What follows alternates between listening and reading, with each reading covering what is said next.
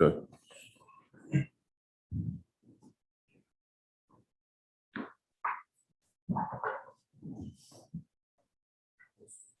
Yeah, thank you. How's everybody doing today? Good, how are you? Doing great. We have, first thing this morning, we have, just for the record, we have 4 board members present, Dr. Wayne Prowse, Dr. Lenore Nixon, who is the chair of this informal committee, Dr. Debbie Mack, and Dr. Rodney Richmond. We have also Executive Director, currently Deputy Director Randall Brady, myself with Daniel, the General Counsel, and Investigator Cindy Fay. And if this is Michael Butler with some of his pharmacies present, and he's represented by Nate Steele. So, Mr. Steele, if you just want to introduce yourself, and I think you've got with you.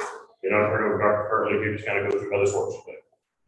Thank you, Mr. Daniel. My name is Nate Steele. I represent Butler as well as the Eastgate Pharmacy, Fountain Lake Pharmacy, and Village Apothecary. And Dr. Butler has with him, I'll just let them each introduce themselves. People. Boris Engel, Kristen Schumann, Matt Henry. Patricia Charles. I believe that's it. So I know that some of you have probably been to a board meeting before, some of you may not. So just a quick orientation. As Mr. Jacob said, I'm John Curley. I'm Director of the Board of Pharmacy. Who you're looking at today, you're basically looking at this side of the table, and basically everybody on this side of the room, our staff, including our other inspection staff, or inspector, investigator staff in the back, and our student rotation. On the other side of the room, you have 4 of our pharmacy board members. We call this an informal conference because we try to come in a less formal manner, just have a conversation back and forth across the table about a topic. At some point during this, I know that Mr. Jacob has some stuff to introduce to the board, and the board's going to want to have a discussion with you guys and back and forth to ask some questions. And at some point, they're going to come up with a suggestion for what they want to do. It could be anything.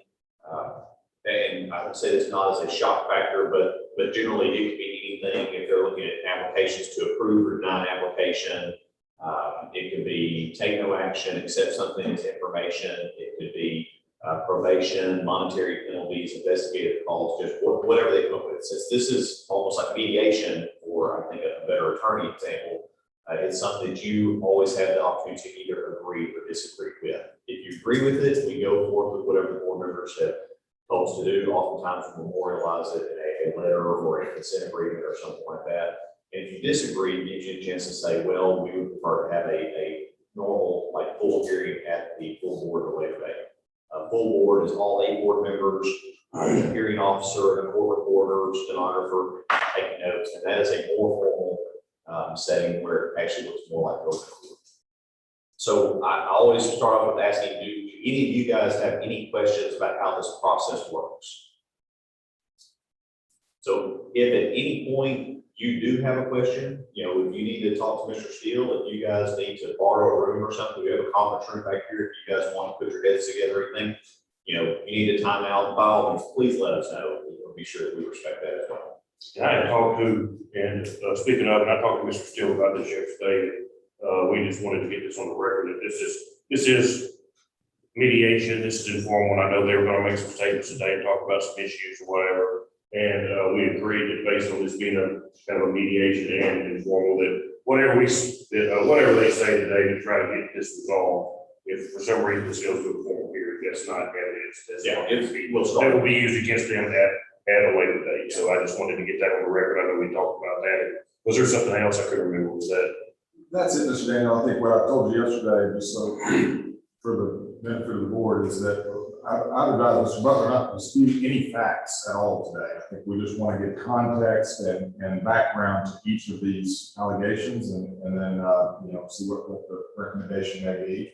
And so I just want to make sure that there may, in the event that the recommendation isn't acceptable, I want to make sure he reserves the right to dispute those facts at a formal hearing. But today, for purposes of today, there are really no facts. And perfect. And I'll turn it over to Dr. Fane. This started. We're going to work on, and I believe there are 2 Michael Butlers. We're going to look at those of you on your iPads. It's Eastgate Pharmacy, I believe is how it's listed. So if you will pull that up, And I'm gonna turn it over to Dr. Fain. This was started with an inspection. So I'll just turn it over to her and let her talk through what she needs to. Okay, so I'm just gonna give an overview of this, and then I have documents to back up anything that you might wanna look at, later. But right now, I think I'm just gonna give an overview. So in January of 2019, there was a pharmacy called Village Health Point Number 2 that was in Hot Springs Village, and owned by Michael Butler, and I don't know if Michael Butler owns it by himself or what, so I mean that, if I'm wrong on that, I'm just, he may have business partners, but anyway, he sent a request to the board in 2008, in November 2018, saying he'll notify me when the building is ready. He owns several pharmacies, so he's familiar with the process of inspecting and all. He moved into a temporary building in January 2019, and then he was building a permanent building in the lot in front of him, and expected it to be complete in late 2019. On February 6th of 2020, I get a call from Dr. Butler stating that they had moved into their new location over the weekend and they were requesting an inspection. That inspection is supposed to take place before they move into the building, and he acknowledged that he knew that and called me, knew to call me beforehand, but he forgot.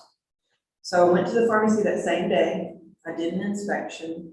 The signage on the building said Eastgate Pharmacy, even though their license still said Village Health Pharmacy number two. So I directed them to do a DBA change, and that was accomplished later. So then there's another pharmacy also owned by Dr. Butler down the road, probably 5-10 miles down the road, called Fountain Lake Family Pharmacy, that had opened a few months previously. So I did a follow-up inspection on that. I do a follow-up after they opened it, just see how things are going, catch things early. While I was there, I noticed some irregularities. So all of the prescription numbers at Fountain Lake Pharmacy started with the number 6. But if you looked at the signature log from the patients, a lot of the prescriptions started with the number 2. And the vial said Fountain Lake Family Pharmacy, but the patient handouts said Village Health Point number 2. I looked at that was in the will call section. So, and then even the pharmacist log, it would say, the total number of prescriptions filled that day, there would be notes like FL9, which I took to mean Fountain Lake 9 / total 27. So after I looked at some more records, I determined that the prescriptions for certain patients were being processed through the insurance at Village Health Mart or Eastgate Pharmacy, and then they were sent down to Fountain Lake Pharmacy for distribution to the patient. Also did a controlled substance audit because some of them were controlled substances, and for example, there were like Fountain Lake Pharmacy was short 240 alprazolam 1 milligram, and if you go and look at the dispensing records for Eastgate Pharmacy, that's exactly how many prescriptions and number of tablets that were dispensed out of Eastgate Pharmacy on behalf of Fountain Lake. Overall, there were no discrepancies that I felt like diversion was happening, but it was confirming that prescriptions were being filled at Eastgate and dispensed out of Fountain Lake. There were further documents with the printouts that would have, instead of the pharmacist user, it said FL biller, which led me to believe again that it was billing on behalf of Fountain Lake at Eastgate. So I had plenty of documentation supporting what was going on. So in essence, they were doing a pickup location, which is a violation of the board regulations. Their controlled substance records were off. I mean, if you just look at one store, it would look like one was short and one was long. And then they were conforming central fill, or what we consider central fill, by them being processed. And that's a pretty good summary of what was going on in Eastgate and Fountain Lake. I've got a few questions for Dr. Fain. Why were they doing this? Is it something to do with insurance? Or? I have not talked to them about why. My suspicion is that they did not have a contract with Humana yet, because these patients weren't had Humana. And so I think it was to service patients that had Humana insurance. I mean, literally every prescription that you found is that, or almost every. Almost every prescription that was filled, it looked to me to be that it was from Humana. Like the other insurance companies looked like they were being billed in family with some exceptions. And in Eastgate, the ticket at that time was, Miss Lori Saval. No, well, she, Eastgate, yes, Lori Sable was, and then at, Fountain Lake, it was Patricia Sharks, and she had just started. So the main issue was filling at Fountain Lake. They were filling those prescriptions, running through insurance, sending them to Eastgate. Correct. Board members, y'all have any questions for Dr. Fay before, Stu, you have any questions? No questions for this fact. It's not a fact. Either. And then at this time, if it's okay with you, Dr. Chris, I'll turn it over to Mr. Steele and his people, and they can kind of walk through Thank you, Madam Chair. Again, I'm Nate Steele, I represent Dr. Butler and these pharmacies. As I said, I think our purpose today, we're not going to dispute any of the facts. I'm just going to ask Dr. Butler to give some context to this and why this violation may have occurred, and maybe what's been done since then, to make sure it doesn't happen again. Okay, so we opened Fountain Lake Family Pharmacy. I don't really know what the date was, but it was late 19. We had two other stores, obviously, with 8 miles apart in two different directions. Those pharmacies,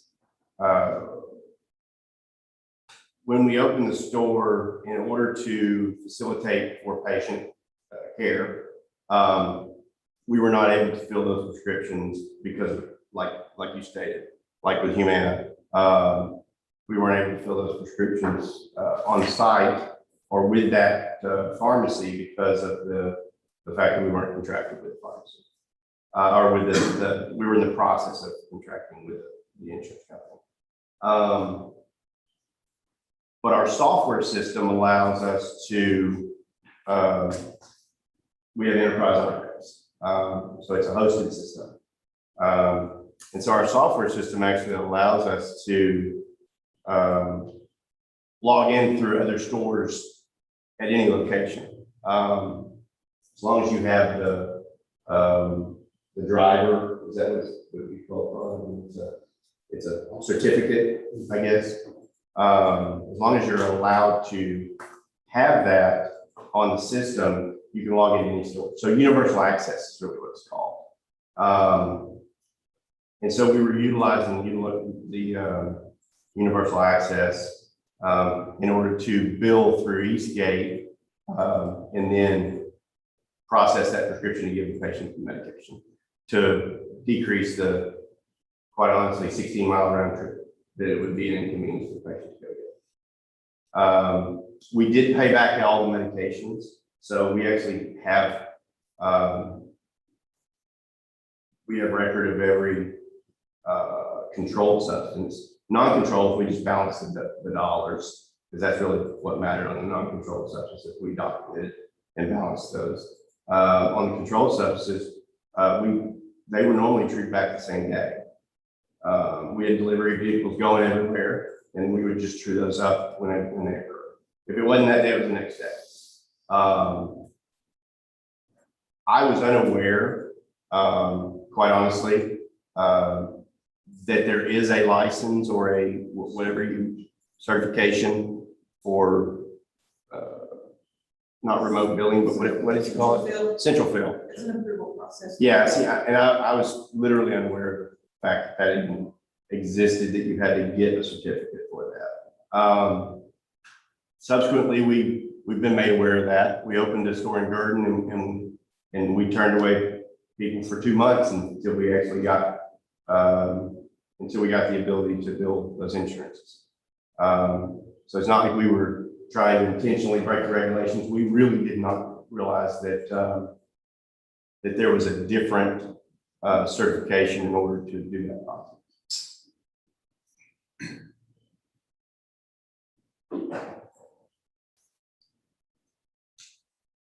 I guess if I could ask Dr. Butler a question. Since that time, I guess during the COVID vaccination efforts, there were a whole lot of, I guess, satellite temporary facilities used for vaccination efforts. What was the process for that? Did you have to go through I guess, to get the same certification for centralized billing for that? No, sir. No. I actually called, John, I called you specifically because I knew that this was a topic that we were going to be discussing. And so I wanted to make sure that because our software allows us to bill from any location on a laptop or wherever, because it's a hosted system, it doesn't run off of a central server.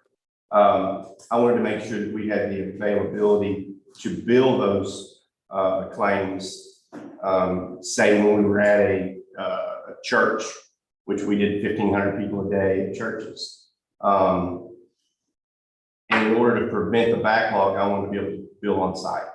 And you said that's no problem. You didn't want people in their basement doing it, but as long as people were there while we were doing the clinics, that we were able to go.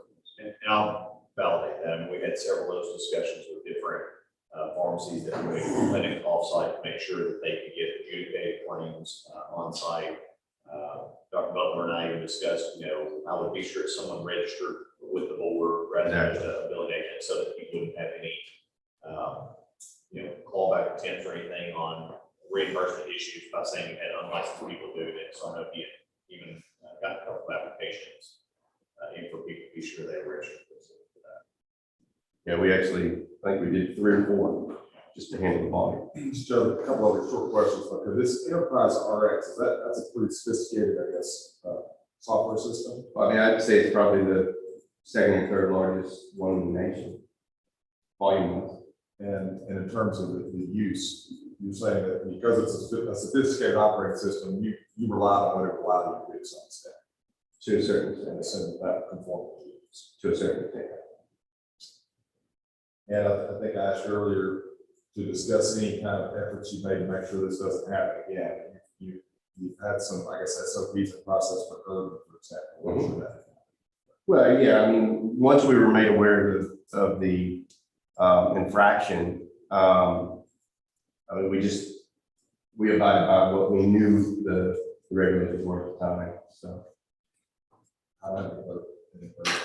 Just a couple quick, so those shortages like that, and I'm looking at the same page, Dr. Fain's sheet. Those shortages, you said those are breaking almost on a daily basis, y'all would take. So I guess what appeared to be a shortage at one pharmacy, you were sending medication from the other pharmacy to make up that shortage. We were. Yeah, I mean, it was, that was the one thing I said that we had to, that was my only concern is I didn't want to have some DEA issues. And I say shortage, when we were really a shortage, but you know what. Yes, sir. Yes, sir. So my biggest thing, whenever we came up with this of how we were going to handle customers, was the fact that when we did, run across a controlled substance, that we were documenting, we were tracking, and then we were truing back up as quick as possible. And how long did it take you to get like those contracts? Like how long was this going on? Month, weeks, couple months? A month to 6 weeks. So, they kind of drag their feet and they work on their own time. So I have nothing further. I can't remember you talking about. Ordinance questions or whatever.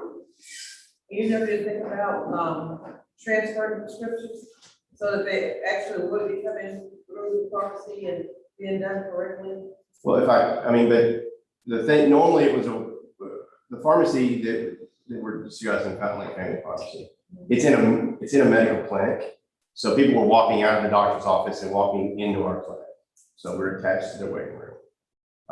If I transferred the prescription, they would have had to go on to the other store to pick it up. And I was literally trying to prevent patients from running into I was trying to not give them the burden of driving to another store. That's really what we were trying to do, to service patients. Is the insurance amendment aware of what was going on? Not that I know of, I don't know. There's like several issues going on here. And then with these controlled drugs in there, it's even another issue. Does anybody else have any questions? How did you document transfer of control? I mean, if they were filled on behalf of one pharmacy for another, the drug comes out of their stock for this farm, I don't understand how would the paper trail work? Can I get, I'll hand that sauce. So, we can go ahead and just, This spreadsheet, and just move it, need to same parameter. so in essence, when we filled the prescription and we knew it was a controlled substance, that would actually go onto a spreadsheet of the drug, the quantity. And then whenever we would trip back up, we would take it from store X, move it to store Y. Then we would balance on our spreadsheet that much the drugs were. So in essence, it was very similar to if we were selling drugs between stores, is the way I kind of perceived it. Well, and that's what I'm trying to kind of get at, because if you're selling drugs between stores, then was the proper documentation, I mean, for C3 through 5, I suppose this Excel spreadsheet with price, because it simply needs to be an invoice or just some listing. But if you've got amphetamine, you've got salts here, that would require transfer on the 222, would it not? May I answer that? There was a 222 form transferring that amphetamine. Okay. Our understanding is they were using, the spreadsheet basically as like a dated invoice on what date they had to transfer. And a tracking system. Okay, like, but the proper documentation for C2. Yes, sir. Okay. That was one of the staff's early questions, because you have to be able to figure out, otherwise it looks like the double dip scenario where, well, it left here and later it left here. Well, you can't make it leave twice, it has to come back somewhere for everybody. That's what I was having a hard time understanding. So now, when you open stores, if you start early in like 4 or 5 months out of getting your license, you can get your 45 days by the time you're close to it.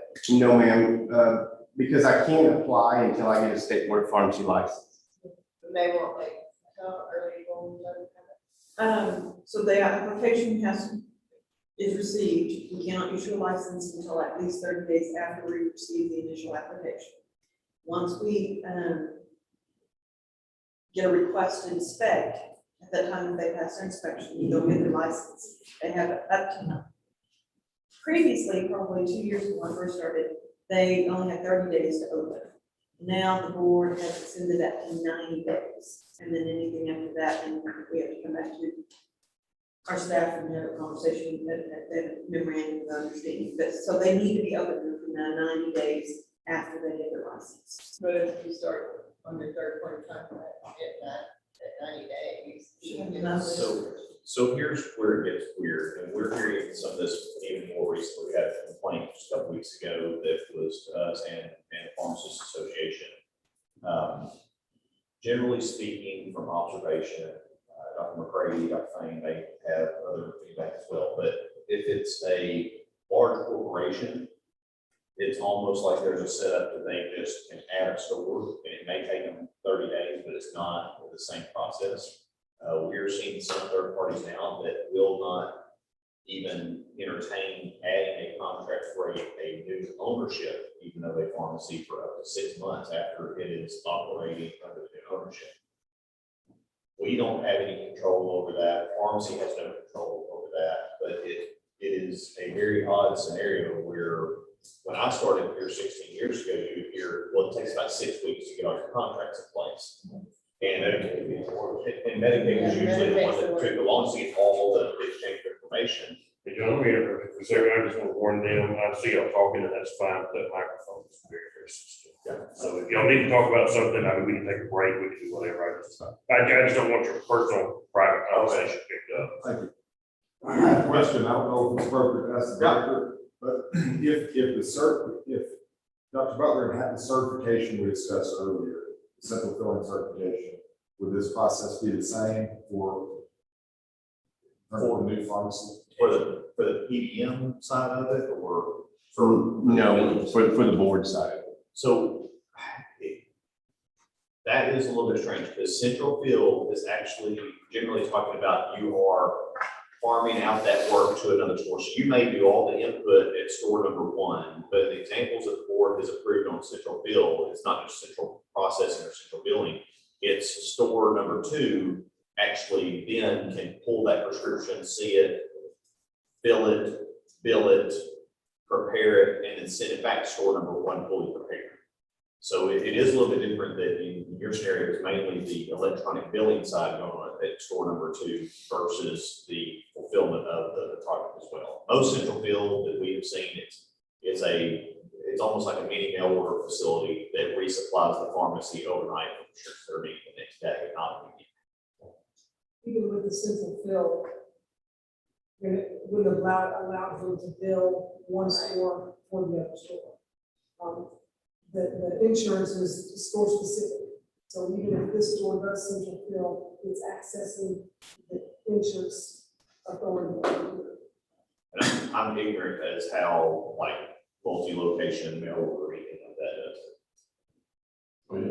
Is there anything in your system, and maybe Jen can answer this better, some kind of downtime type thing that it holds all, it hurts your money, your financial flow, but it holds all those prescriptions.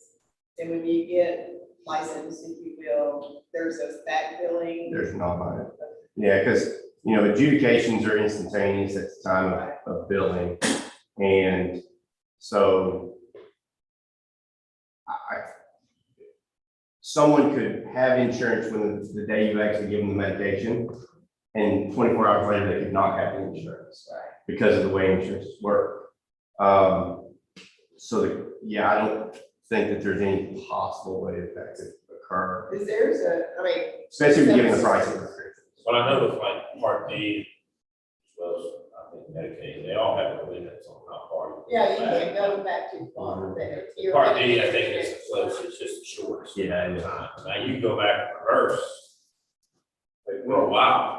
Indefinitely. Yeah, we hear that some contracts will say that they will backdate the active date to when you apply, but I don't think there's any consistency in it. I mean, you could apply today, if it's approved in a month or 4 months, they don't say that it started back to today. So Yeah, it's a handful of holding on to See, just that. Some of them require an inspection, like you'll, you know, so when he says it's 4 to 6 weeks, it's 4 to 6 weeks after you send off your application. And so some of them, like Med Impact, for instance, will require they come in and do their own inspection. And that depends on how fast they're doing their inspection. But I don't know about Humana, to be honest with you, but I do know that I have, you know, I would assume you've got a Humana contract at this Yeah. point. Yes. And, So, yeah, actually, 5 days or 3 days or 5 days or whatever it was after Patricia, after Pat started is whenever that contract came in and everything stopped. And then you came in and made us aware of the issue, and it was a moot point at that time because it wasn't occurring anymore.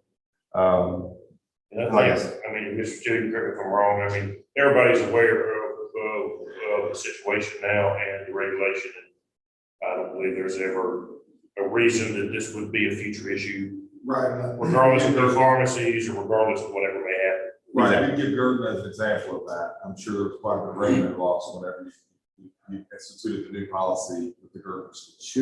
2 months of turning away 30, 40 scripts a day, because the town was, you know, there were a vacuum, I guess you might say, a pharmacy desert. And so is there any pharmacy there besides yours? 17 miles to the nearest pharmacy. So, I drive through there quite a bit going back home. yeah, so it's 17 miles to the nearest pharmacy, and the closest one's a Walgreens. So the wait times there can be pretty immense. So we, you know, but we continue to turn it down just because we said, you know, check back with us next month. So I think again, on this issue and consistent with, I think, talking about the position on all of these issues is, we just wanted to get some context and hopefully some mitigating circumstances so you guys understand. this was inadvertent, he wasn't aware that, of the rule, it's relied on the software, and we've changed it since. Related to alleged violations 3 and 4, so if what they were doing, the central fill means another pharmacy filling on behalf of the original pharmacy delivered back to the original pharmacy. But how's it, remind me how it's labeled, is it labeled both ways? It would have to, in those instances, it has to have something on the label to indicate that it was filled at pharmacy 2, even though it had pharmacy 1's name on it. So even if they had completed a central fill application, the way they were doing it was not. I No don't think one, they would have got the central bill yeah, approval. they- no one has presented that specific business Right. model to the board for approval, is the best way to answer it. And it's something where if it was presented to you as such, then you guys would have to decide if you would approve that under the central fill model. It's not that it wouldn't have been approved, it's more that we don't know if it would Right. have been approved without more facts, more specifics. I guess what I'm trying to get at is, I mean, there's something hinky that was going on. But does it really violate that regulation, since even what they were doing wasn't central fill anyway?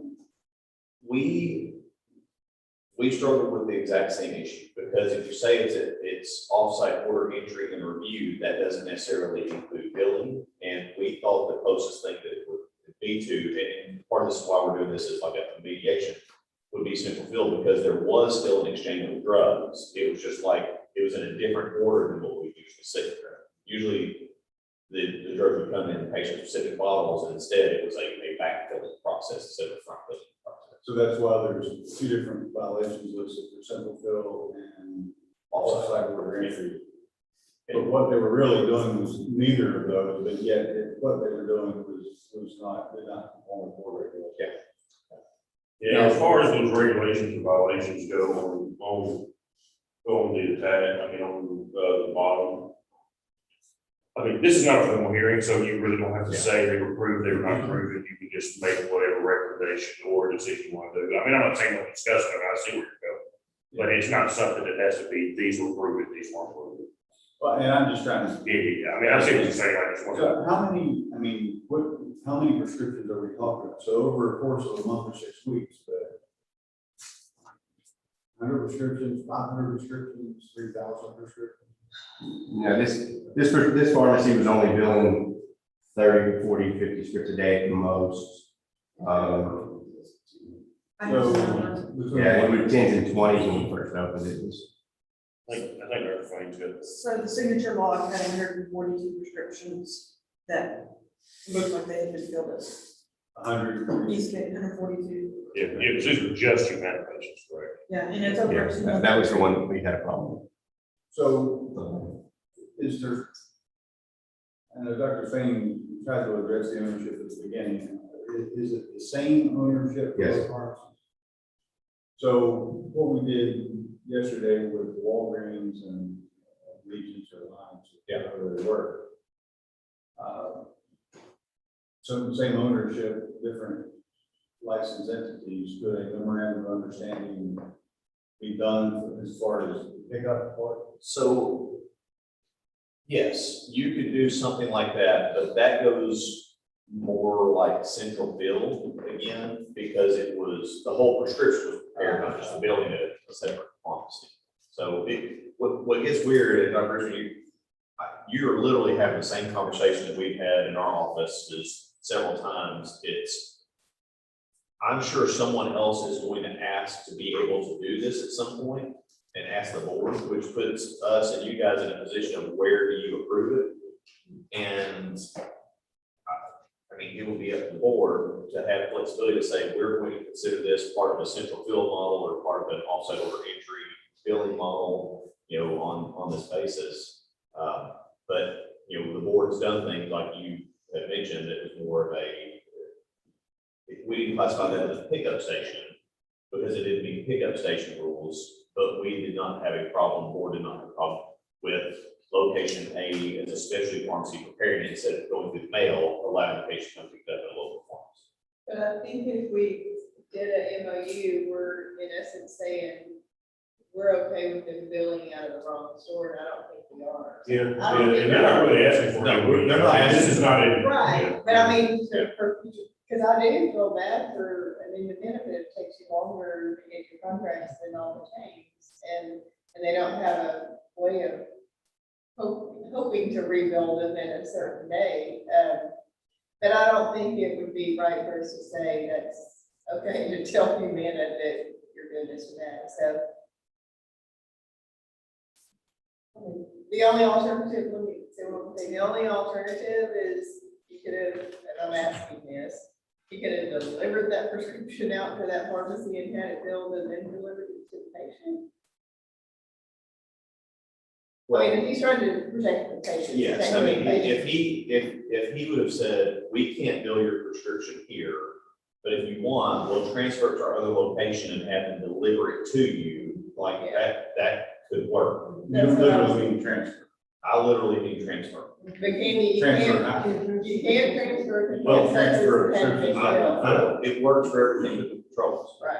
So Yeah. could he? I mean, he could take a hard copy. Could he take the hard And copy, literally drive it out? transfer. Yeah. Yeah. I mean, transfer it either physically or by Yeah. transfer, if you can do the electronic transfer. I mean, otherwise, you yeah, I don't wanna understand. go 3 months with. Yeah.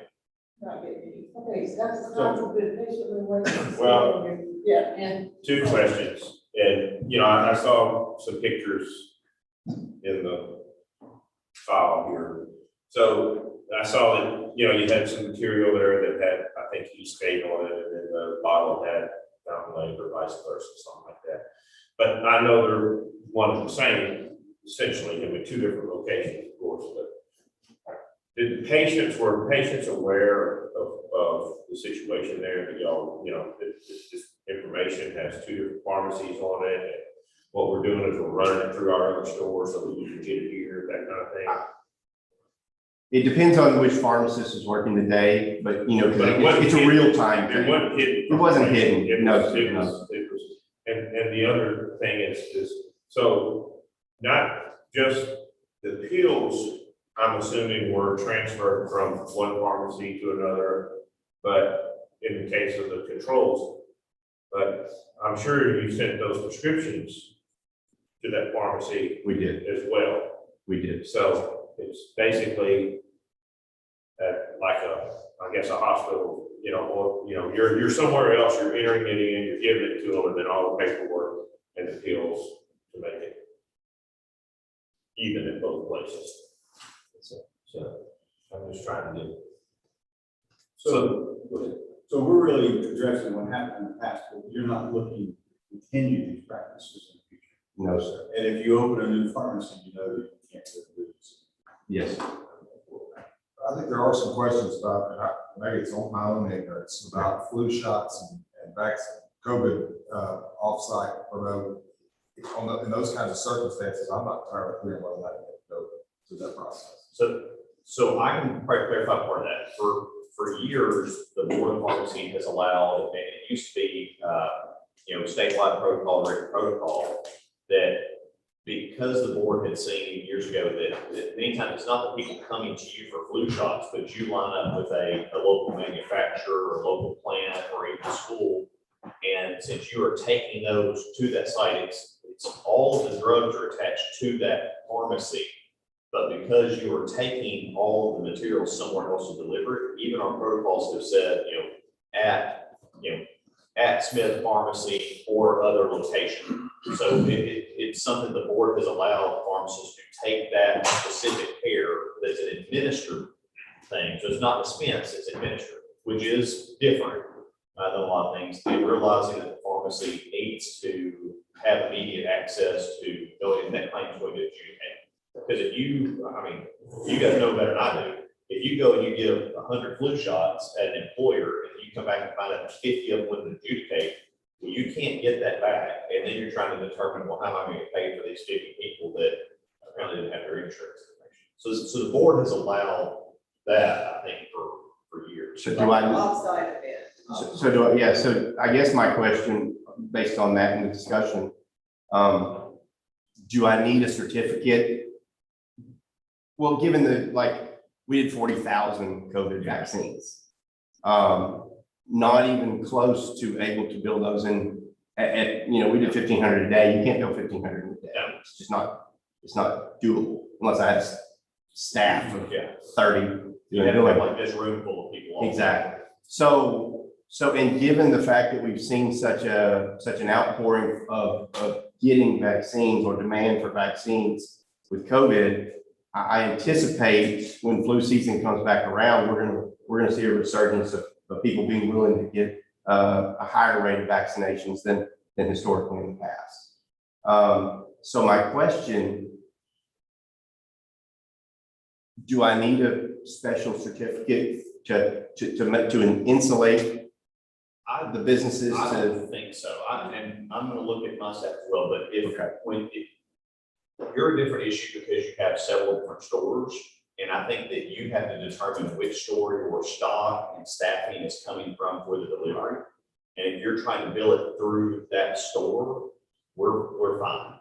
Okay. I think that the complicated thing is, sooner or later, somebody's gonna say, I just wanna have one business that all they do is this billing. Well, if that was me, I would say, this is my one license that I'm gonna source all that out of. That's where all the products come in. That's where all the products leave from.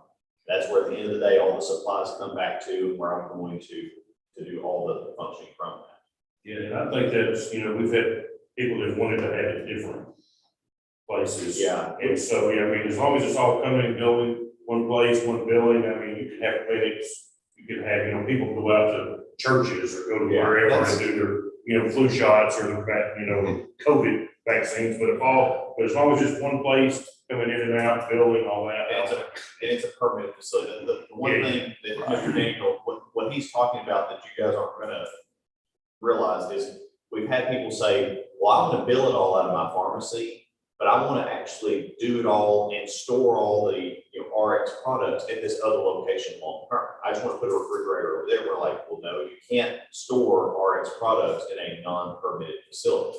Well, it's secure. I understand that, but you can't just pick a building and say, well, this is where I'm going to store all my, COVID vaccines. This is where I'm going to store all my flu vaccines.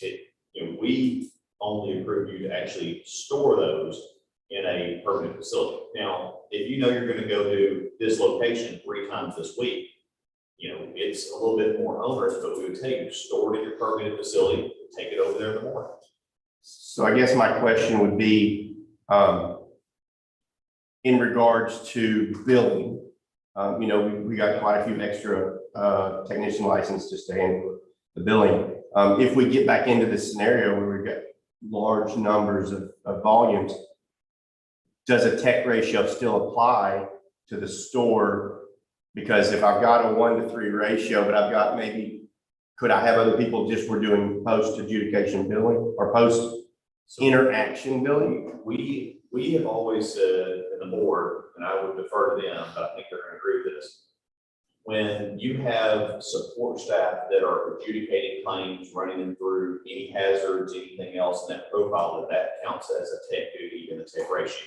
Okay. And because it's a tech duty, anything they do has to be supervised by the pharmacist, and we would count that in the ratio. Now, you could take, if you've got 2 pharmacists that you have that are administering shots, and at this point, once we get all the rules done, and there's some prep act things, and you have technicians also helping in that process, you could literally have 2 pharmacists and 6 techs at that clinic, and just have your techs doing your paperwork. Fair. Thank you. Consistent with. That clarifies. So, John, I think this is accurate, but it sounds like you're doing a pretty big event. So if, let's say 2 or 3 of your pharmacies provided the product to that event, you've got to go back and bill it to that correct store. So, you have to write all the information on the paperwork anyway. So you're going to have to keep it separate of, okay, these 50 vials came from here, these 50 came from here, and then they go back there. And we tend to not split between the clinic. He was a hub location, so he had it all coming into one place. Yeah. Okay.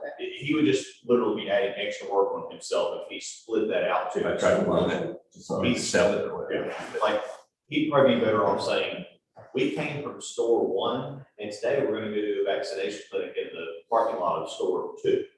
Yeah, and then just take it back to store one. Yeah. Especially with ultra cold storage and everything else.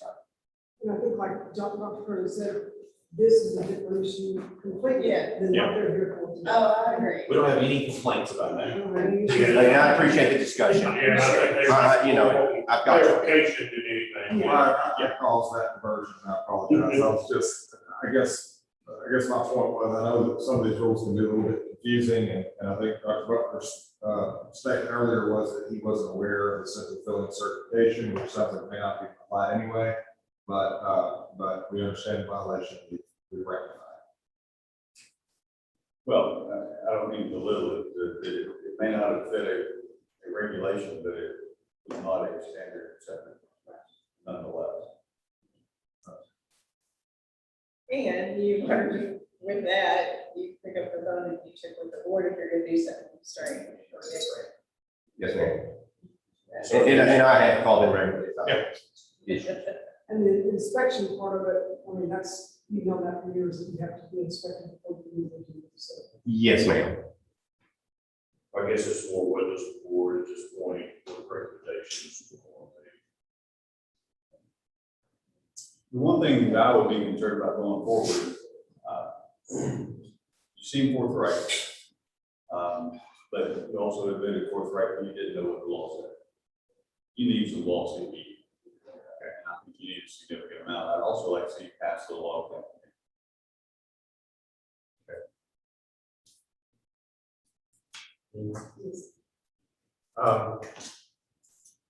You know, the fact that, you know, with me, they're both licensed facilities by the board, is my understanding. Inventories were kept straight. It was for a particular insurance that he was having difficulty getting contact with. I would have liked to have seen maybe those have gotten reversed and then put under the new store number when that contract came in, but I can also say that you can only go back so far and things are what sort of lost.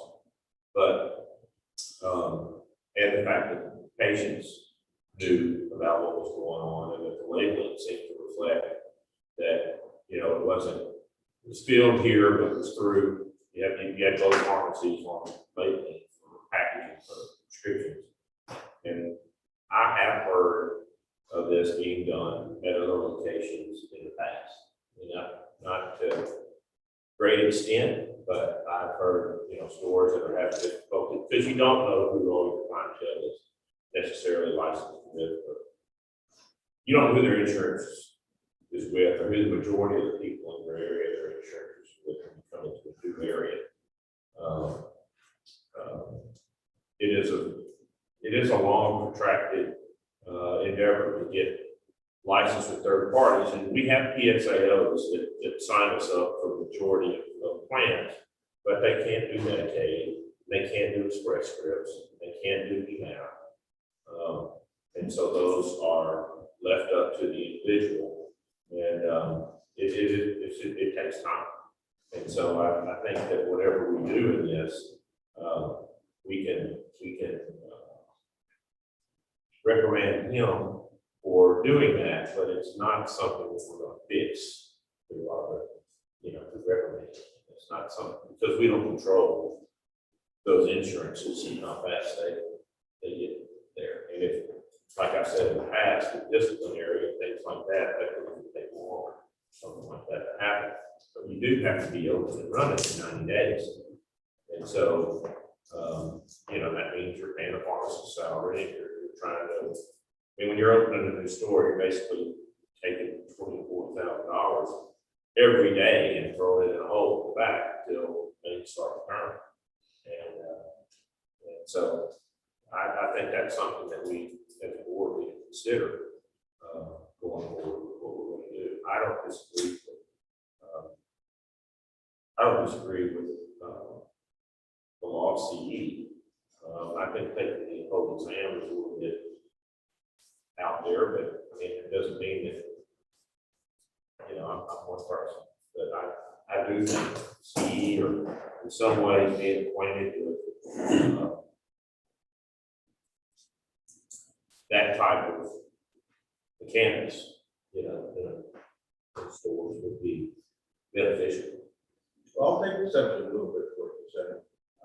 One, I mean, the things that they're faced with having to deal with, that's just kind of the nature of the business. And so you gotta do what you gotta do, and because it's inconvenient, you can't not follow the law. And I wouldn't want to, based on your anecdotal, knowledge of whatever has happened, to what degree at other stores in the past, that doesn't make this okay either.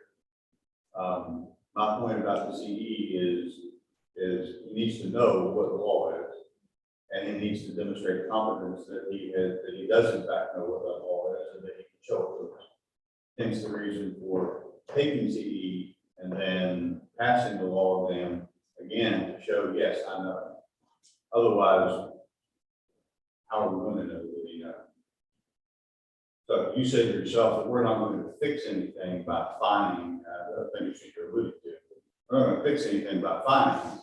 This situation is done and over with. The way you fix it is you make sure that he's competent and knowledgeable on the law. I'm not saying he's not a competent pharmacist. I'm saying that there's some elements of the law that he needed to be aware of, and had he known about it, it's more likely than not would not occur. It's a gap analysis. You know, if you don't know what you don't know. Yeah. But, you know, if you prep for the law exam, most people give a pretty good read through the whole book, preparing for it, or, you know, sitting through the review and preparing for it. Well, and I think there are a couple of ways. One, CE, legal CE in general, and I mean, David Rushwood, I think the Florida's Montana or one. Yeah. And he's got some good legal CE, pharmacy CE. But in terms of being competent on Arkansas pharmacy law, Dr. who does an annual law review, that the videos that I think I can share with myself, the schools both have those videos, and they are very good preparatory. That combined with sitting down with the regulations, I don't think you need to focus on the statutes, but focus on the regulations, do a read through, listen to the exam, study the parts that you're not familiar with. Because you're going to go through and see that okay, I know that. You're going to focus on the thing, well, I wasn't aware of that. So it's not going to be a lot of heavy lifting. I could ask the board to consider the fact that Mr. Butler has had to hire legal counsel as a result of this. We've had multiple meetings going through these violations of rules, and I think I just also want the board to consider as you consider what the proposed punishment may be for this. That he did state that he immediately instituted this change and lost a significant amount of revenue from Durban. So it really wasn't a matter of doing it because it's convenient. It was just a misunderstanding of the law. And I think we've been over that. And I was 3 or 4 meetings since then and instituted a change at Durban. So I just don't want the board to consider that. It doesn't make it okay. It doesn't make it go away. I just don't want to make sure you guys consider this. Is the implication that he's now learned about the law? Is that what you're saying? That's right. Okay, so passing the law exam would demonstrate that. Okay. Just make it work.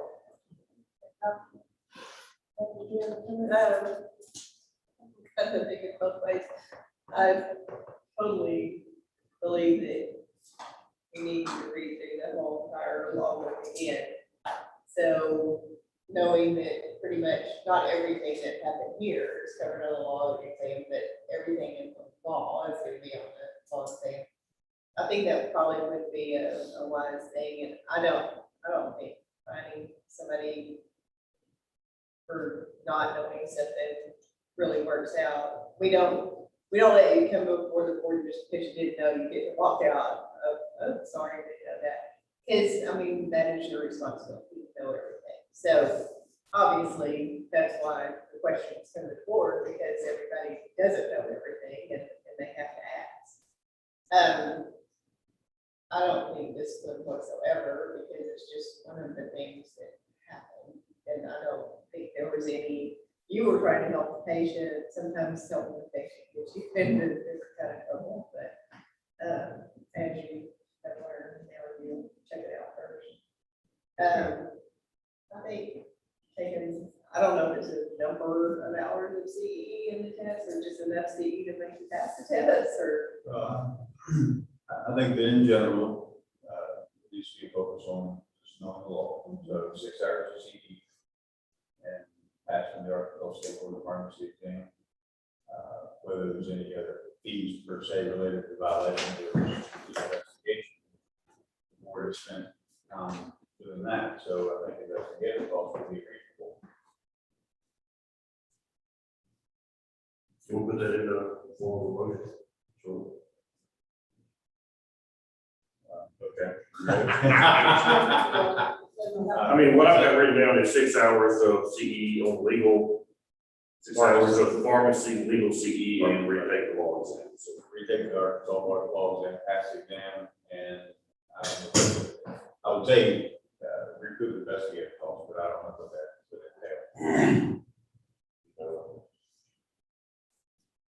entail. We'll look at that. I mean, we figure 70 hours, 50 hours. I was gonna say a full week, you know, so Yeah, 40 I mean, I hours. know 40 it's, hours. I know it's 40 hours, I'd estimate probably 50 to 70, but I mean, I'm on the light side just because, you know, that's, we don't literally track it hour by hour. Well, that'd be $10 an hour, I think we're there more than that. Oh. Don't tell her that. So if you go with, she says with the light, you're saying 50 to 70. Yeah, Let's just say 50 hours. If she says 40, 50 hours, I think that's, Okay, so 50 hours is whatever hour rate is appropriate. you have to figure that out. I mean, that's $100. yeah, I mean, it'd probably be like 3,500. Okay. Yeah, I'm looking right now, if we do 40 hours at $75 an hour, it'd be $3,000. Okay. We know we spend a lot more than that. That's what it made off of down. Well, and when you consider that each violation could have been fined, and we're talking about 2 different pharmacies, we're talking about 140 some violations. I mean, it can start exponentially growing. So, I mean, and that's lumping in the opening without inspection and everything. right. I mean, That's, I guess. but are you talking about disciplinary or not? You're talking about investigative costs. Yeah, this investigative costs. Yeah, I haven't seen reasons. I think that might be a little high too. I do believe for sure Cindy would have, or Dr. Bank would have worked that much more on it. I don't know that we always do exactly the amount that. That's good. Yeah, but you still got the other things in there, like opening the store, without an inspection, so. Yeah, there are things, Yeah, yeah. so we factor all that in, it's probably going to be. I mean, what we would generally offer, if there's a change in ownership, not followed in a timely manner, the offer is a non-disciplinary $2,500. But with it being non-disciplinary, that's a lot different than saying it wasn't the license or anything like that. It's, we're going to straighten that paperwork as part of the investigative cost. At the last meeting, we just approved an entire list of, exchange for that exact amount, so $3,000 is not acceptable. I mean, it's going on a cost basis here, so this is not. So,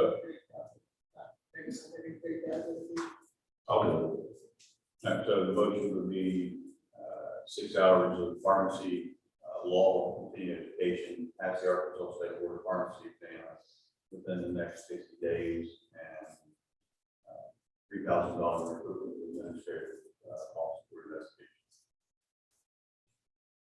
Second, that's a motion. And you get a second, Yes, sir. and do we have any other public discussion on this motion? All in favor of the motion, signify by saying aye. Any nays? Motion passes.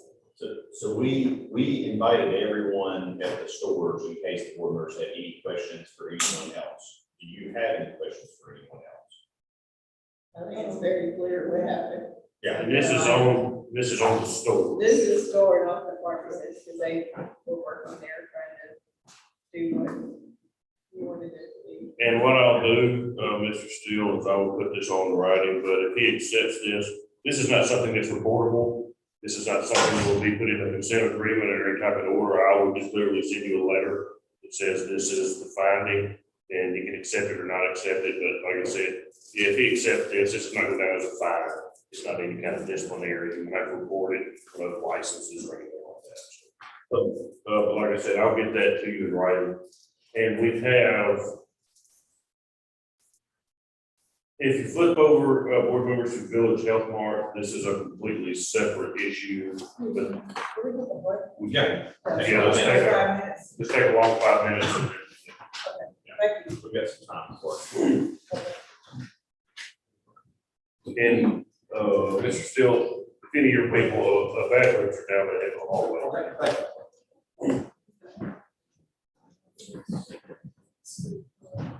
Yeah.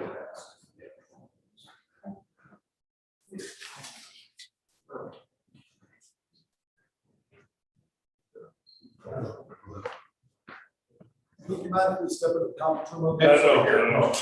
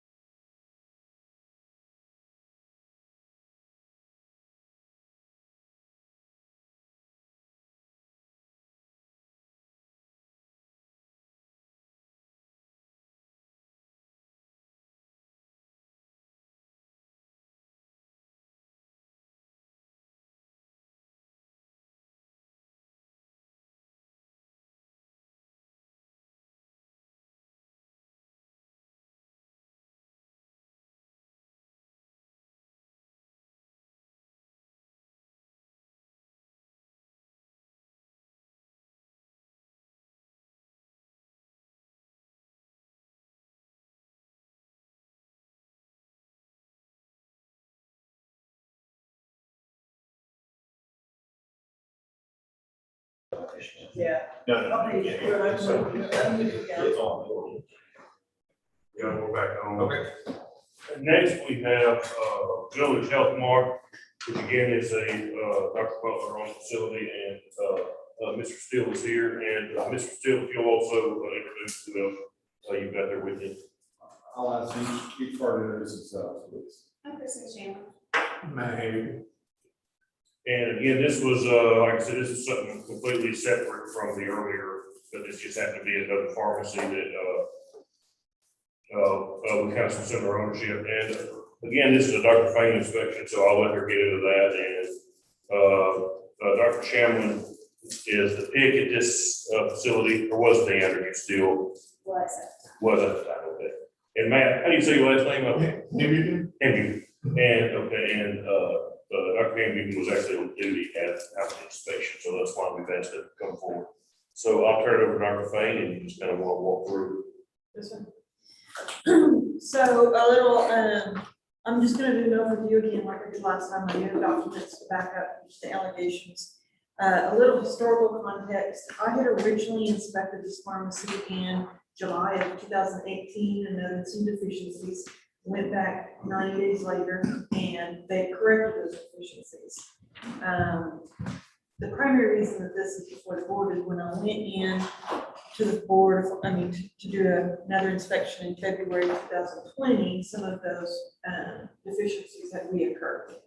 So, I inspected Village Health Point number 1, so this is completely different than the Village Health Point number 2, Fountain Lake, Eastgate. It's also in Hot Springs Village. The PIC was on vacation, so Dr. Hendigan was the pharmacist on duty. I noted 13 violations on that inspection, and so I'll go into that in just a second. I went back to the pharmacy on June the 3rd and re-inspected, and all those deficiencies have been corrected again. So there were a couple of new things, but nothing major. So one of the things is that they, share, sorry about that.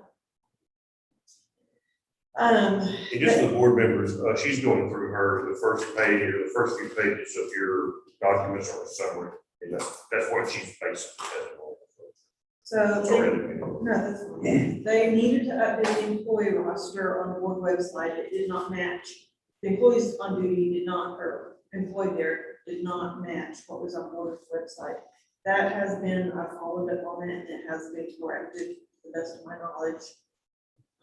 They had outdated compound preparations that were prepared in anticipation of dispensing that were expired, had beyond use date exceeded. And that was a repeat violation from 2018. Some of, again, I'm in here in February of 20, and I had products that were expired in 2018. And I have a list of those. While I was conducting my inspection, I observed the activities of all the employees while I'm there doing my inspection. And there were 4 technicians that were, performing technician duties with Dr. Hamdigan. And, part of the problem was, okay, so we had one that was doing data entry, 2 of them that were accounting employed, but then there's a back room where all the compounding takes place. And so we had somebody compounding, and I think that he didn't take that into consideration, that somebody was back there compounding. They cannot ship out of state unless they're licensed in that state, and so there were some prescriptions that were being shipped out of state. After further inquiry, it turned out that most of them were residents of Arkansas, but they were on vacation. There was a couple of situations where they previously lived in Hot Springs Village and they were servicing and made aware that they needed to check with that state board to determine. Some of it also was for controlled substances, so it should have been submitted to that state's PDMP. So there were some compounding preparations that the beyond use dates exceeded the expiration date of the individual components. That was a repeat violation. There were a lot of compounding logs that used a lot number 1, 2, 3, 4, number 1, 2, 3, and I felt like that was just a dummy lot number that was filled in whenever they didn't know or didn't take the time to document that properly. We're unable to locate a controlled substance inventory within the last 2 years. The last one that had been taken was on January 3rd, 2018, and I'm in there in February of 20, so it's been 25 months. So they did take an inventory on March the 3rd of that year. There were compounds that had been prepared in anticipation of dispensing that had controlled substances in them. They had not been included in that controlled inventory. And that's because it's still in their stock, it still needs to be included in their inventory. All medications removed from stock bottles need to be labeled properly. This is also a repeat violation. So like there was a compounded product that was just labeled biased 80 to 20, 6 milligrams per mil, but there was no beyond use date, there was no lot number, there was no date that it was compounded. And there were a couple other items like that. They were using a different software program for the compounding labels, and it had limited space to label, so there wasn't full directions on the labels. For example, there was a prescription for magic mouthwash, and it said no eating or drinking for 30 minutes, swish and spit. That's all that fit on the label. But the actual direction said don't eat or drink for 30 minutes, swish and spit 1 tablespoon every 4 hours until healed. The basis, the real root of that prescription needed to be on that label, and it's not. They have since, and I know that Dr. Shannon is going to explain to you what she's trying to fix this, but they are now running that prescription through on their software that doesn't have limited space. They have a DEA form that was not complete. It's a transfer from one pharmacy to another, and you're supposed to fill in the date you received it, the quantity you received, and that had not been completed. That's a DEA violation. The labels, patient labels for compounds do not indicate that it's a compounded product, and it needs to. They were compounding some products for office use. There was some diclofenac that was compounded for a dentist office in Oklahoma. Oklahoma does not permit compounding for office use, so I guess the dentist decided to reach out to Arkansas to see if they would do it for him. There were a couple of items that were compounded that were commercially available. One in particular was tadalafil 20 milligrams. It was written for tadalafil 20 milligrams, and there's a notation on the prescription that the pharmacy called the prescriber and asked if they could compound it, and they compounded 22 milligram tadalafil trophies. That same prescription, if you go down to the next paragraph, the directions from the physician was take 1/2 to 1 tablet, 10 to 20 milligrams, fine mouth 1 time daily as needed for erectile dysfunction. The label on the compounded product said dissolve 1/2 to 1 protein in cheek 30 minutes prior to sex. There's no notation from on the prescription that it was okay to change the directions in addition to compounding it. There were several compounding logs that did not have any documentation that it had been verified by the pharmacist. It's initialed by the tech that compounded it, but not signed off on by the pharmacist. There were several compounding logs that indicated a shorter beyond use date than the supply that was dispensed. So for example, they had some medication that was assigned a 17-day beyond use date, but they were given a 45-day supply. They also had a 14-day beyond use date assigned to something that they gave them a 50-day supply of that same medication. So that conflicts there. There were a couple of pre-printed prescriptions for a variety of creams that was documented as being faxed to the doctor on 11/26/19. The problem with that was one of the main problems with that was one of them had ketamine on it, and the DEA does not allow you to pre-prepare a prescription for a controlled substance for the physician's signature.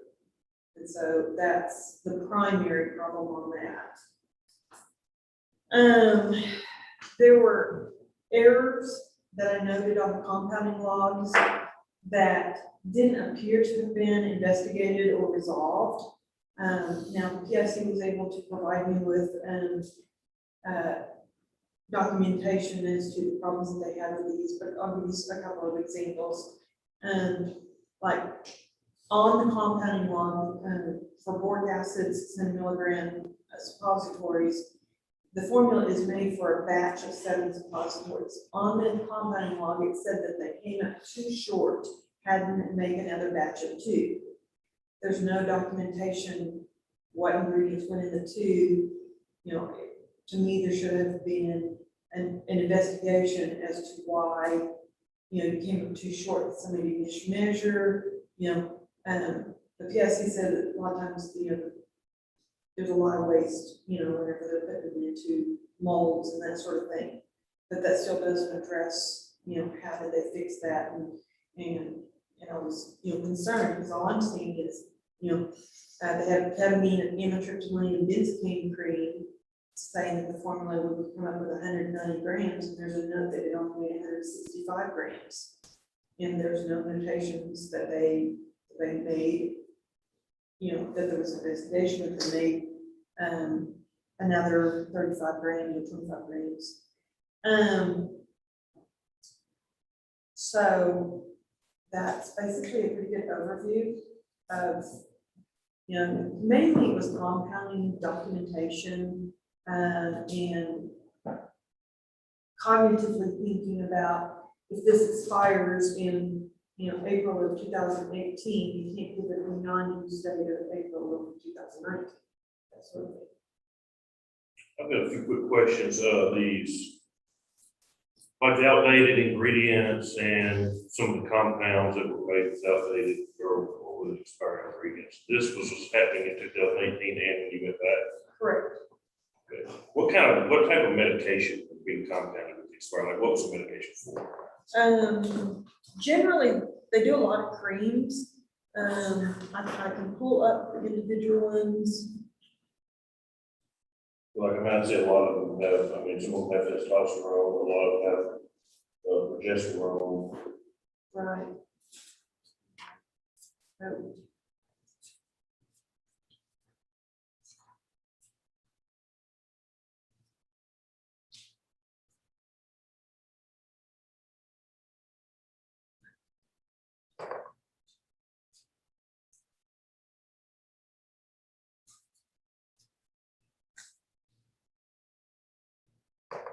Long way to go. So, let's go forward.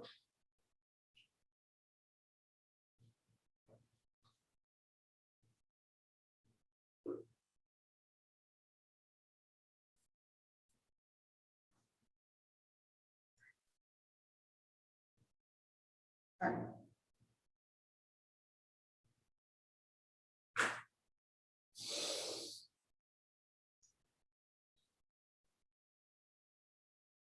I know I'm trying to specific example.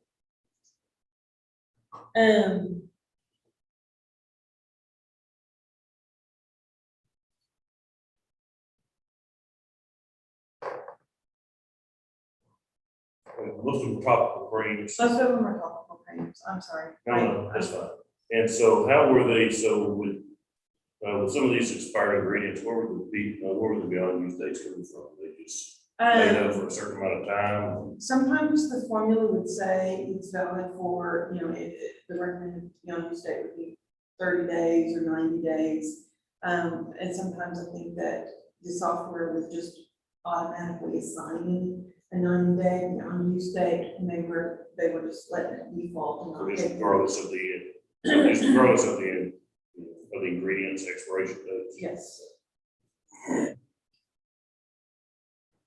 And so when you went back, and then we go back and look, you went first, well, not counting 2018, so you went on February 27th.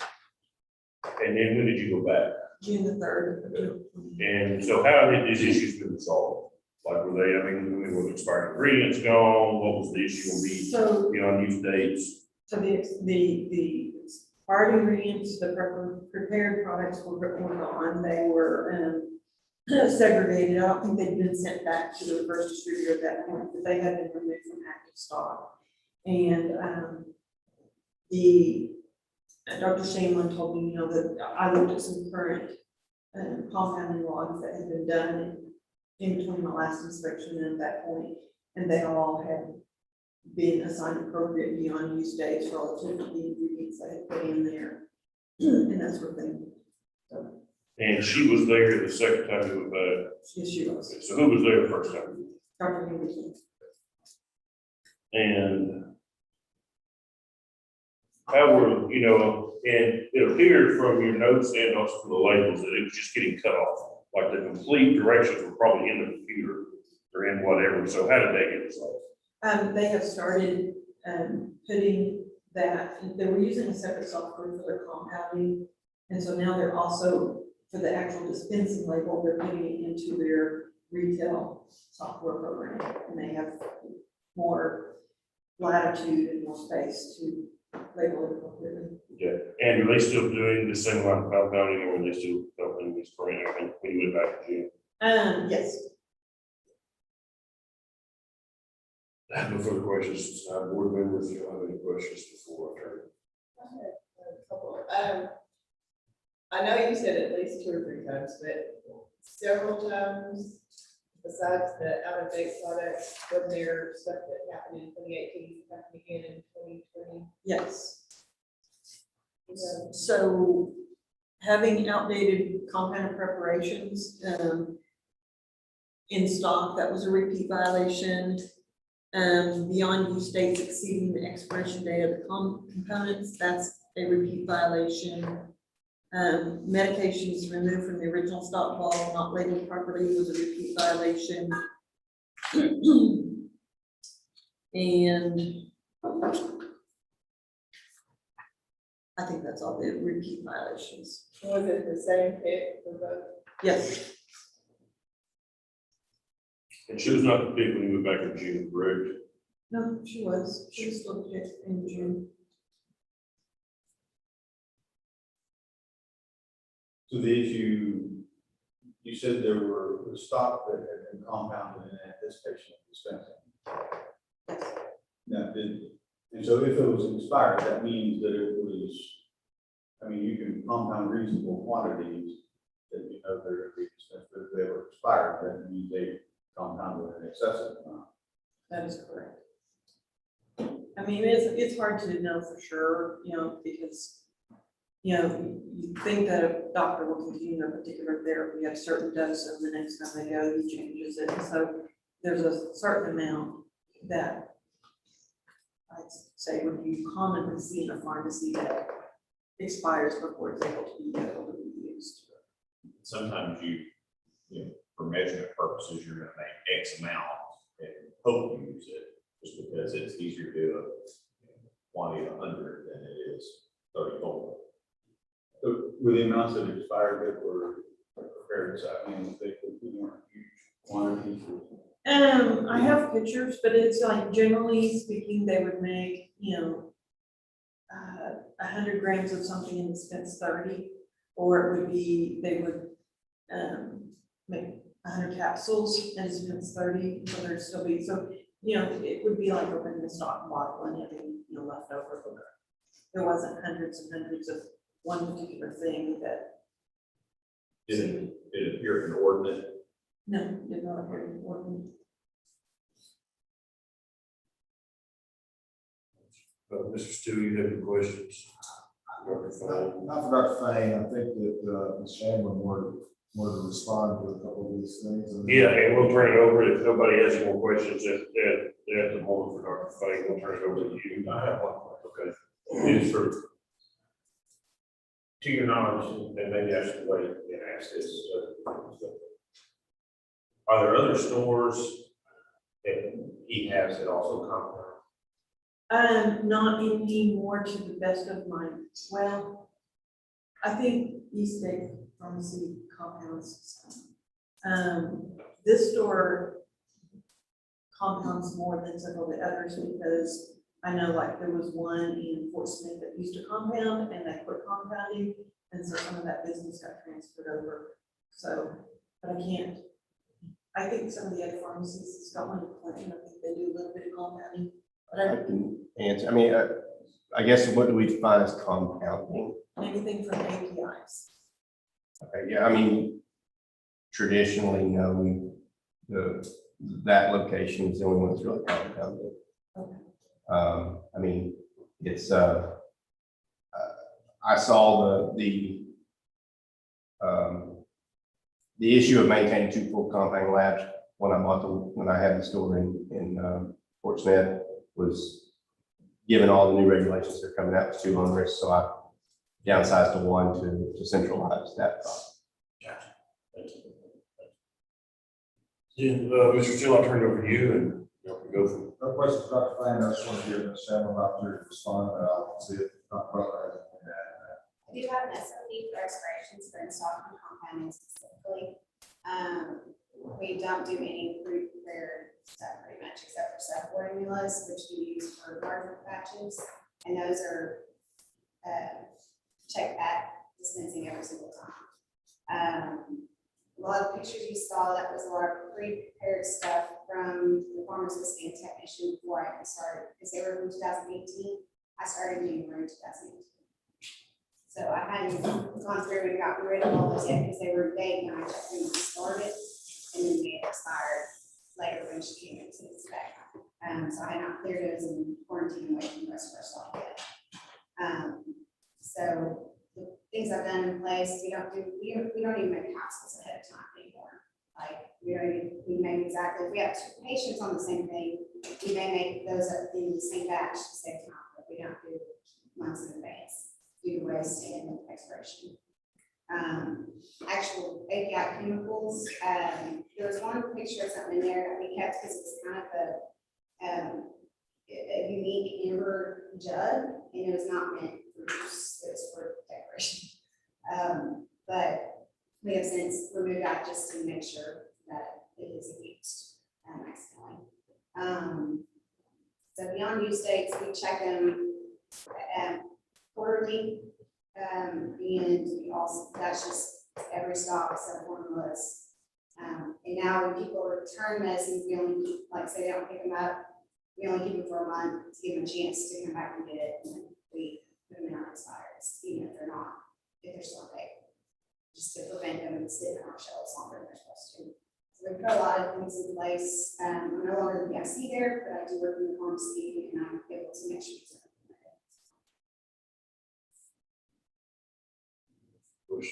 When were expired APIs being used?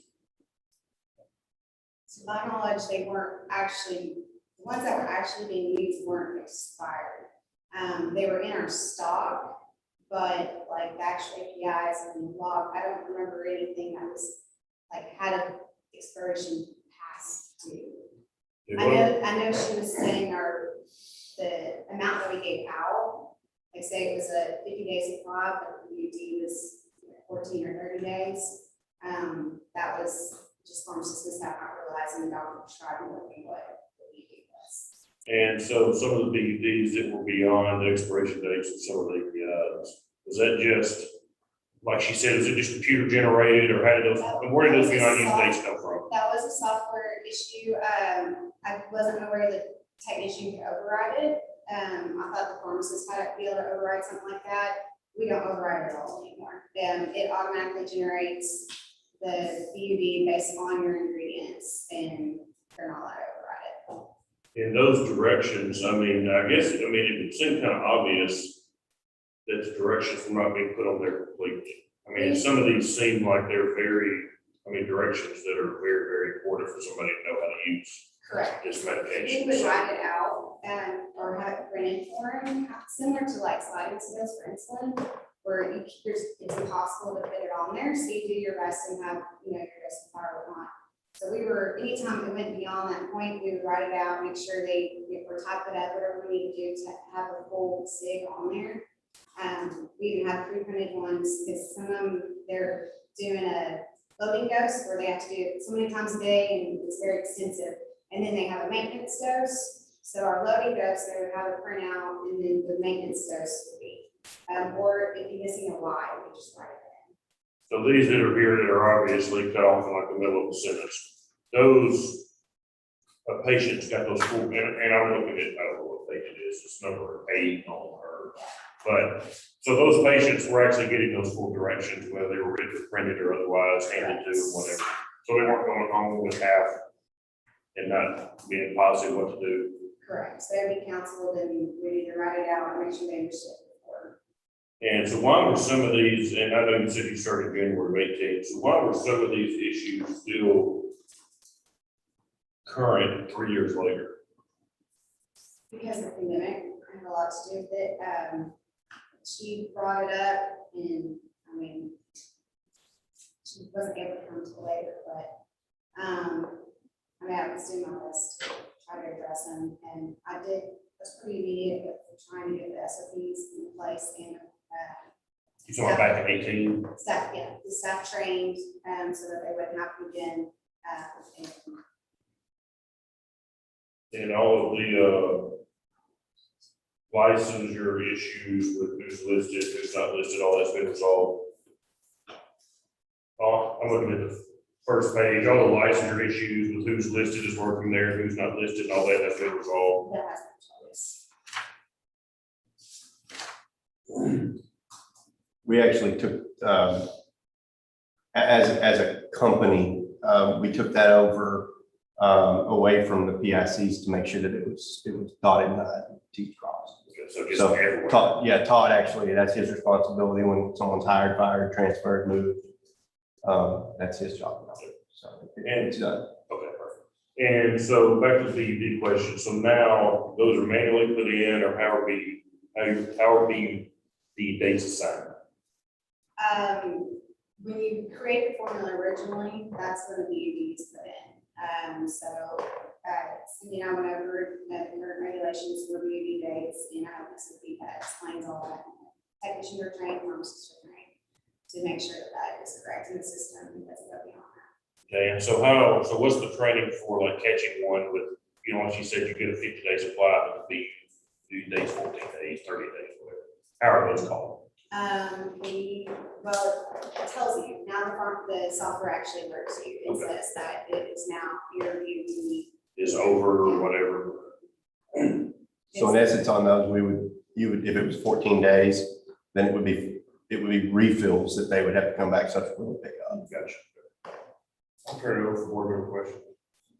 Does anyone have any questions?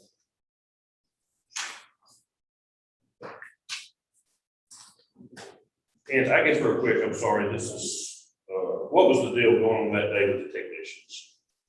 Y'all were just, I was there, I just started working, I was covering that week, and,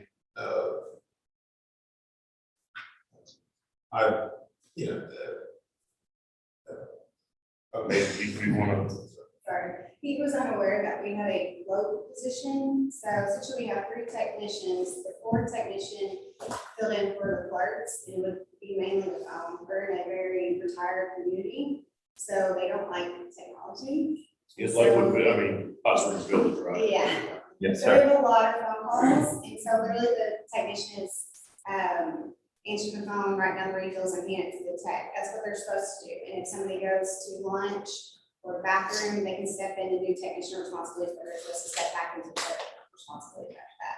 He was unaware that the day that he works, but we actually have a schedule to show the flow, but we've removed that position completely. So that's not an issue. Subsequently, we don't have a floater any longer. Thank you. Well, I just wanted to address that real quick. I'll turn it over. And he had worked, you worked for us for a month. maybe, yeah, I had just started, I was still new to the whole system. I think this is actually the first time he ever worked at that store. I think it was. He actually worked mostly at Eastgate, is where we started him is from East. You still working for the company? No, sir. So I have one question. It sounds like maybe you started after the 2018 inspection. or different thing, or? I was there for 2018 inspection, or whatever, also, and I actually asked them to help me, you know, because I was trying to consolidate our software programs. They were manually doing the logs, doing the formulas in one program, and then doing the scripts in another program. I wanted to consolidate and asked her to help me make sure I did everything right. That was. So some of the repeat things, you were basically aware of them and corrected them all immediately, but then they happen again. Do you have any thoughts as to why? I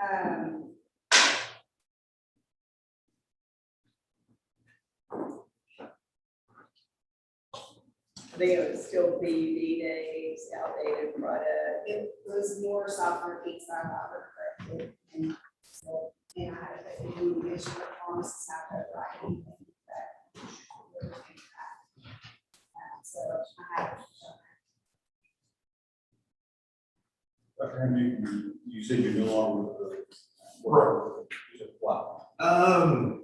They decided to move in with a different direction. I don't believe there was any incident that occurred. We just, I believe they had found something that was a bit of a better fit.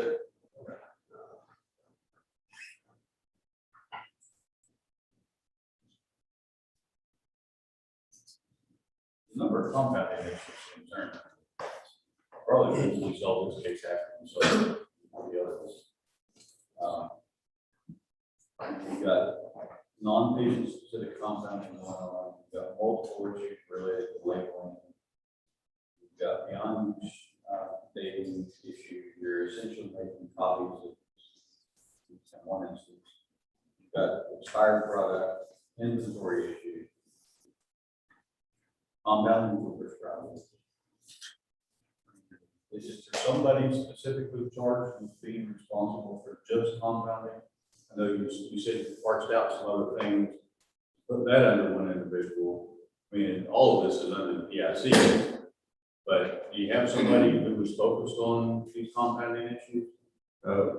We do. I mean, Kristen is now, we moved her out of the PIC position to do nothing but address compounding. I mean, she does some relief at a couple of the stores to fill in a full schedule. But that's her sole duty now is nothing but compounding. And she moved out of the PIC position when? It's been, Of this year? You don't show April 29th. And the reinspection occurred. June 30th of 2020. So- June 3rd. Was there a cause and effect there?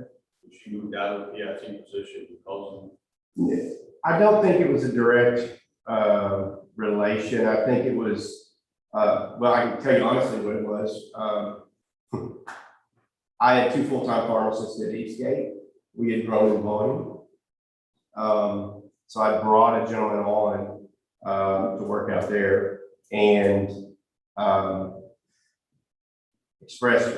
we had a CVS Caremark and WellCare excluded independent pharmacies from their networks, preferred networks in this calendar year. And we lost 100 prescriptions a day at that store. And I could not afford to keep them on there. And so what I've done is I moved her to compounding, and I tasked her with growing that compounding. So she markets a day or so a week in order to grow that compounding. And then I shifted the gentleman over to that store to PIC. who's the PIC now? It's James, I guess, but He's not here. he's not here. No, he wasn't requested to be He here. wasn't part of any of this, because this is a back-looking over here. Robert Carter, but I think it's James Robert. Personally. So I'm just concerned, I guess I'd be curious, but I understand why I'm not here. That one of the violations is that you have multiple violations on 2 consecutive inspections. And how is that being addressed under the current PIC since he's not here to address that? that's part of our concern going on. Yeah, we gotta look at what happened, but we need to make sure that it doesn't recur. And I believe, I mean, Dr. Fain went back in and that June and all of this was corrected, is that correct? That's correct, but I have not been back out. And it has been corrected, that was a year. It was a year ago. I think it would be important for him to understand that she may be over compounding if he's the fit. So he's ultimately responsible, and you're even more ultimately responsible to you own it. Yes, ma'am. And I mean, we've had that It's great to have discussion. an expert, and I think she's learned a lot through all this, and it's fixed it, but everybody else needs to understand their ownership as well. Yes, ma'am. And adding up all the, not the violation charges that we were presented with, but there were apparently at least 18 different sort of general types of things that were found. 10 of those were compound. And I hear you saying that you're marketing to increase your compounding, so it's important to make sure that these problems are not recurring. I've got a question for you. When you were, yeah, were you trying to do all of this by yourself? Yes. It was way too much. It makes sense. And so we're moving me, I'm actually in the lab on Tuesdays and Wednesdays.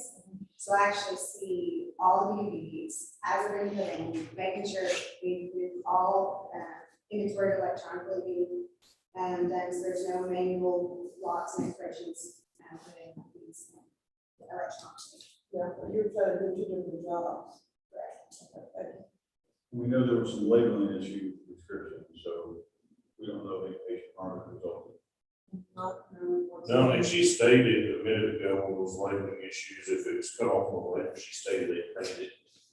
So, I mean, of course, we have a record of that, but that's our testimony. Sometimes do you use your main computer system for compounding, or are you using a separate compounding processing system, labeling system? We use PK software Okay, and for all our compounding, it's very streamlined. Yeah, so- Specific. I don't know about now, but I know there were times when the software package for compounding, one of the limitations on it was you did not necessarily have as much freehand space as you would on your main pharmacy system. So we would see stores that would literally have another type sheet, just like if you had a Medrol dose pack and you ran out of actual prepackaged packs, people would go, well, here are all the weird instructions, but if you can't fit that book on that. So I've seen and heard that several times on, with TPA specifically. Our suggestion, I think, from staff would be, if you're going to attach that to the person's bottle or with their information, you should also attach it to the back tag so that it shows the whole record. We switched software since that time, so. Well, that was we were switching to this software, Okay. and that's where the errors were trying to figure it.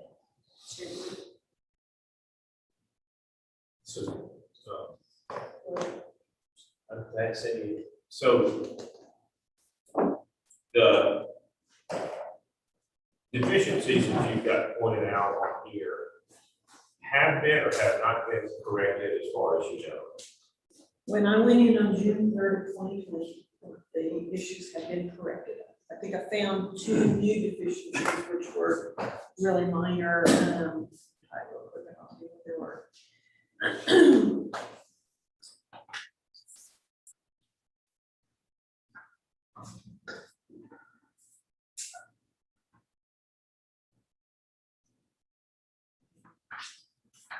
Computer just locked up. But in 2020, these deficiencies have been corrected. So suffice it to say that from June 3rd, 2020 to present, as far as we know, I have not been back in the then store. right, you haven't been back, but things have been put in place So, to yeah. which these have been corrected. So the new issues were updating their immunization protocol, which is new at this point, storing compounded C2 separately from non-CDS compounded, not just, I'm talking about APIs. I'm talking about just storing the records, not necessarily the product themselves. The C2 records need to be separate from all others, so. Your DEA says that all C2 records must be separate from all others. So if you have compounding logs or invoices from Medisca or PCCA or whatever, all those things need to be stored separately from all others. And so I can't recall exactly what it was on this, but that's what I wrote down. So do y'all fill a compound and then run it through your pharmacy system, or do you just run it through your compounding software only? Simply just this, plumbing software only, unless we need directions that are beyond what are able. I would suggest reviewing or evaluating the qualities of running it all through your pharmacy system. You know, you might keep something in the back, you know, the compound. That way your prescriptions stay up front, you know, store your two separate, you know, you've got everything in the workflow. Ultimately, it makes it easier. And then what I would also suggest is your compound formula log, have that scanned in your pharmacy software so that when you pull it up, or when you, like ours has a thing where you can print the compounding formula log or not, when you print the label. But nonetheless, have something there so that in lieu of an inspection, you can just pull that and just print that out of your pharmacy software. So the compounding software, look at interactions, do they know what other medications the patient's on? Most of my medications are just complicated, but it does have QR interactions and stuff like that. So it would have a full profile of everything. We can check our systems. Yeah, that's why I would take the compound, put it in the farm. You know, so if you're making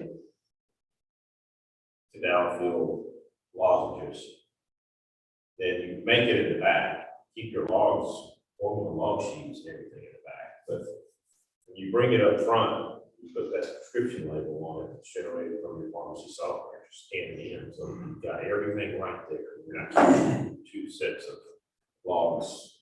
I mean, only one's gonna be important, you know, and that's the one up front, that's the one you're gonna understand. But it may not work for your system. It would be easier. I know we struggled with trying to get Enterprise. They have a compounding module, but it's not a very easy, user-friendly module. I fought with it for a number of years trying to make it work. And it's not PK. You know, PK is. Sometimes in those situations, you can take, I've done this, but you can take like, for a compound formula name, let's say you're making extra diamond, or extra put a star in your name field of the drug. So it's star, extra diamond. And then if you need to run a report, you star is going to be or the asterisk. That's going to be, you know, what prints out, and that's going to be your list. You know, if you don't, you may not be able to put all the ingredients in that software. You might just be able to put the name, acquisition, whatever, and go with it. But at least if it's a star, you know, to go back and look at the back, get that, or plus sign or whatever, you know. But that's kind of an aside there. But as far as you know, all of these transgressions have been corrected, and they've been doing it hopefully right for the last year and one. When I was there on June 3rd, there was Good. appeared to be, what I looked at was compliance. And for what it's worth, I think we'll talk about right on channel would testify to this, that's right about all this. And I'll say too, just from my practical experience, we, in our schools, of course, everybody does a little different. I don't micromanage this, but we do a separate sheet for the long instructions on things. I mean, it's maybe an incorrect, but it's certainly a rapid solution to a neat problem that occurs. For me, it's important that pharmacist and the patient have a relationship that they understand how they're supposed to take their medicine. That's sometimes between the pharmacist and the patient. So just to be, you're characterizing suggesting the sense that there's no more problem. All we really know is that as of June last year, everything except the 2 minor sound like record keeping are fixed. We don't know. And we know that they have said that yeah, we worked on fixing these things. I would like to know, what have you put in place to make sure that you have some quality assurance or quality improvement program that makes sure that you stay on top of these type issues? Because the current PSC is not here to really answer for that. So we really don't know what he has been doing over time. He has all the SOPs that I made that address all the issues. He's aware of what our standards are, stock maintenance, checking prescriptions, expiration dates. He has signed off on the expiration SOP that I have right here. So he's very aware of it. I've gone over even the enrichment that we did and all SOPs that we did address that. I can vouch that he's been informed. I'm in there directly logged in now, whereas before I was trying to check 200 prescriptions and 20 compounds a day. And now I have more direct checking and looking at and stock maintenance. I wanted to explain why PSC is here also. This year was originally scheduled. It's my fault. It's originally scheduled, I think, for April, I believe. Yeah, she was fixing it. Yeah, see, and so we got to line everybody up and all the witnesses and everything at that time. I had to continue hearing until today. So we just didn't think to add it after we continued. She was still at PIC when we were supposed to have this. That's okay. And I don't mean to infer that there's some problem that he's not here. I'm just saying you can't ask him those questions. Now, have you done the same similar thing for compounding? I mean, I know you address the SOP, but for example, things like making essentially copies, you know that can't be done. I mean, there has to be a reason. So either a medical reason, formulation is better for the patient, or drugs not available, you know you can't make essential copies. So, I mean, that seems to be a very basic issue, but it's part and parcel of what we're very, you can't compound for office use, patient-specific products. And those are things that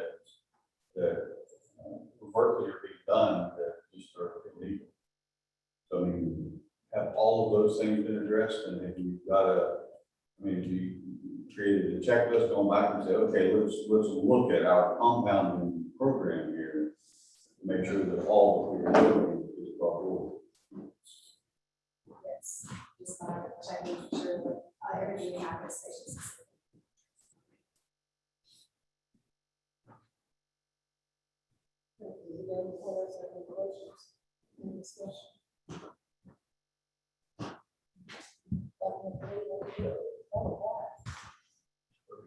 And, Dr. Newsom, we do have an emergency hearing scheduled at 11 and several texts are scheduled at present. So this has to get more discussion and then go with resolution. So I'll leave with the same thing I led with before. Dr. Chandler's not yet seen before, so, but the biggest majority of the problems are compound. I think there needs to be some significant identification in compound. And I'm talking like 12 hours in compound, 12 hours. Make sure that they know exactly what it is that can't get done. It needs to be. And 3 hours of seeking or something like that, that's nothing. I think this is pervasive enough that it needs to be synchronized. Is there compounding on the law test? A little bit. I don't know if there would be enough to, I mean, not, I think, it's not a major focus of it. I think the CE would probably be more beneficial. Right. Yeah, I think And for the CE would owner be, to keep them. yeah, I don't know, if she were still in the PIC role, then I think the law man would be appropriate. But really, my focus here is to make sure that fix things and you're aware of what needs to be done going forward. I mean, there's two parts of it. So my concern is how to fix it. And continuing education is appropriate. 12 hours of CE is not onerous. And this would be in addition to CE that is being reported for your licensure. I mean, you still report it, but it's 12 hours over and above. So you need to have at least 42 hours of CE for your plan renewal.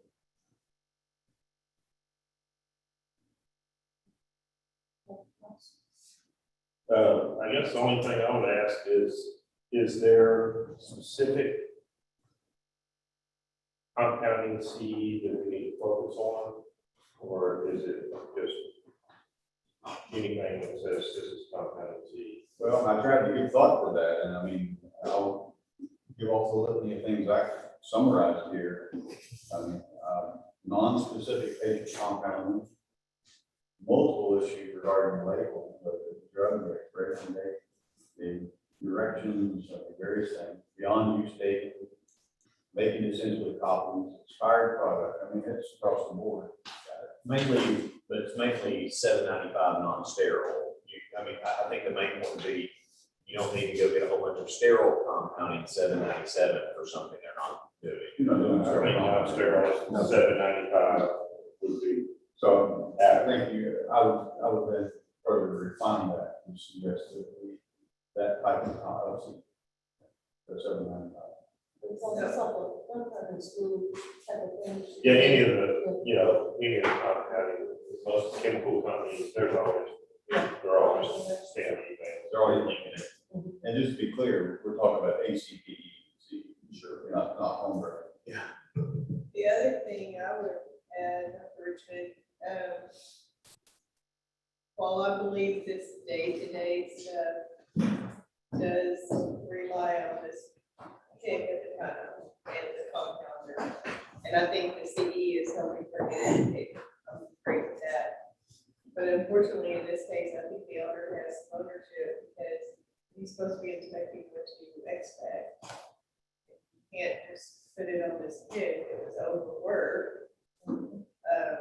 Having two or more jobs, or having you want to classify that, but that's almost like other things we've seen where the pharmacist was filling too many prescriptions and the owner also gets some because, I mean, I think as an owner, and she's trying to make all the systems work put together, and there's gotta be some direct help. You can't just be a pit, throw in there, do everything. So we just pulled, there's a critical point, because a lot of training for the pharmacy has a $7.95 module for non-sterile. It's 11 hours of CE, it's $300. I mean, that's a better deal than I thought it would be. Covers most of the things that have been discussed right here as far as when you do quality control, release testing, staff training, competency, responsibility for compounder, etc. Could we amend it to be 11 hours if they do that particular? Well, she get the extra hour. Yes. Critical point, 795. It's called best practices in compliance with USB 795 and non-sterile compounding. I don't know the source of this comes from Arkansas verbiage. If the pharmacist is an owner, operator, or director of the pharmacy, he has an additional duty. In other words, if the owner is a pharmacist, he has an additional duty to employ only qualified persons, such other duties as are incidental to the operation of the business establishment. So that goes with what you were saying.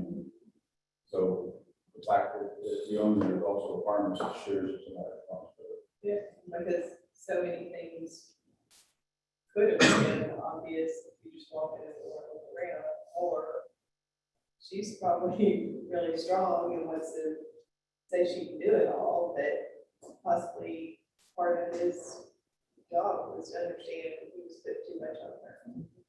So they can sit down and see program together. Yeah. So I would make that incumbent on the owner as well. So if you put in all the other, so your motion again, or still be a motion from you? Well, I don't know. I mean, I think that Dr. Bain probably spent a significant amount of time investigating whether there are penalties for the violations. I mean, there ought to be at least recoupment of costs for them. It's a little different than what we were dealing with before. I mean, she was there for an inspection, yeah. She would have done an inspection, whether they passed or failed. Got a lot of work to do to put it together.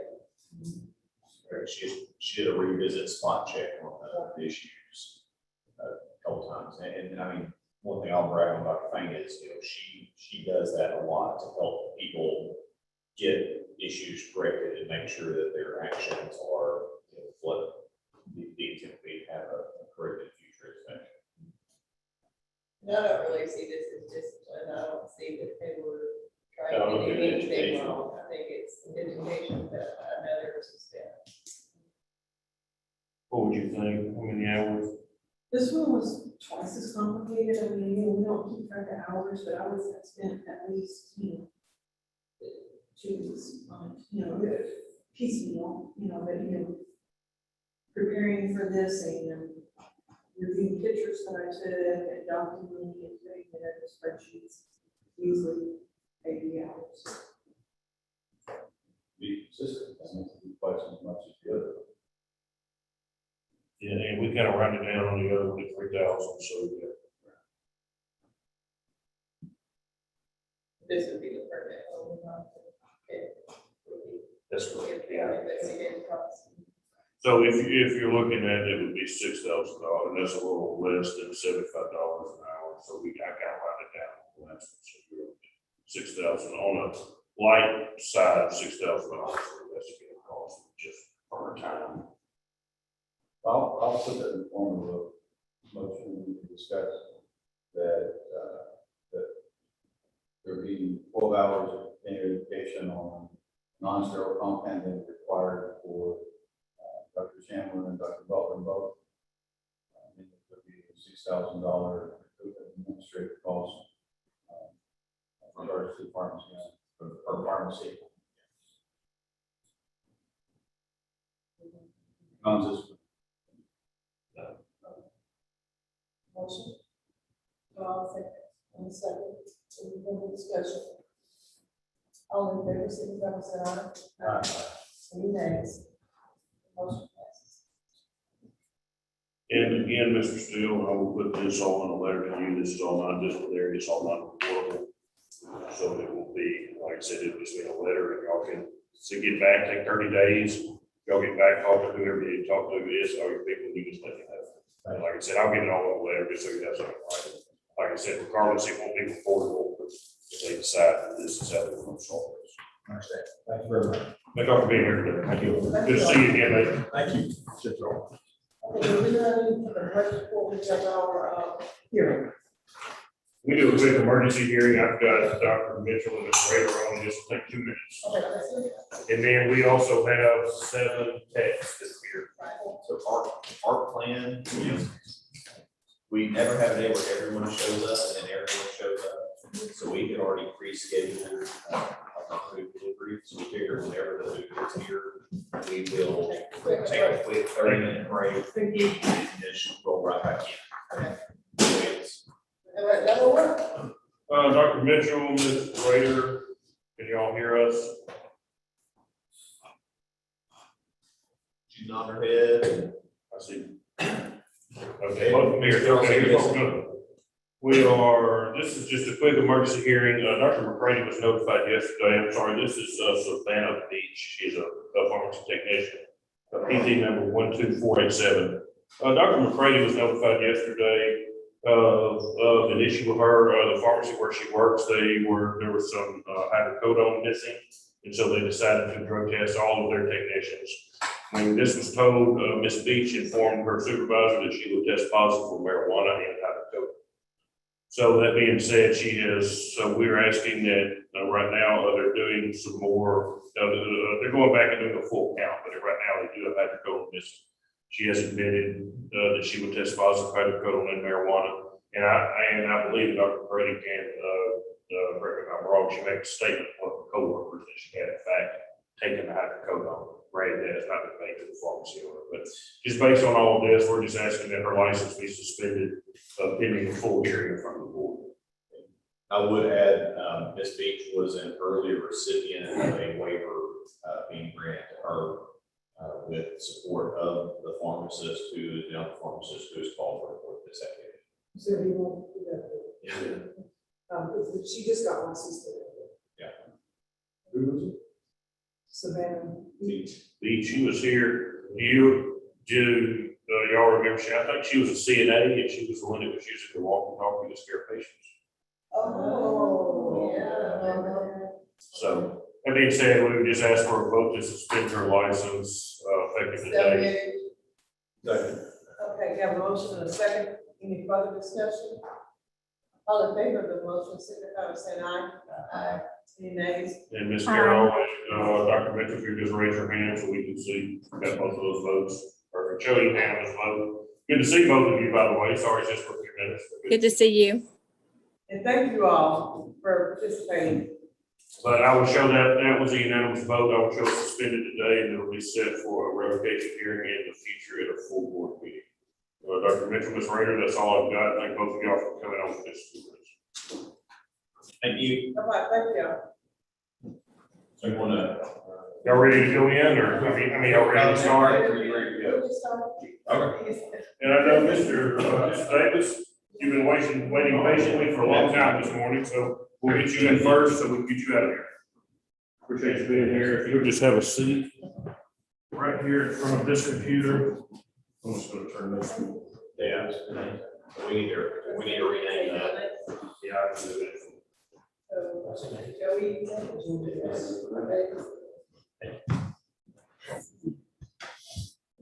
This is. You go by Joey. Oh, yes, sir.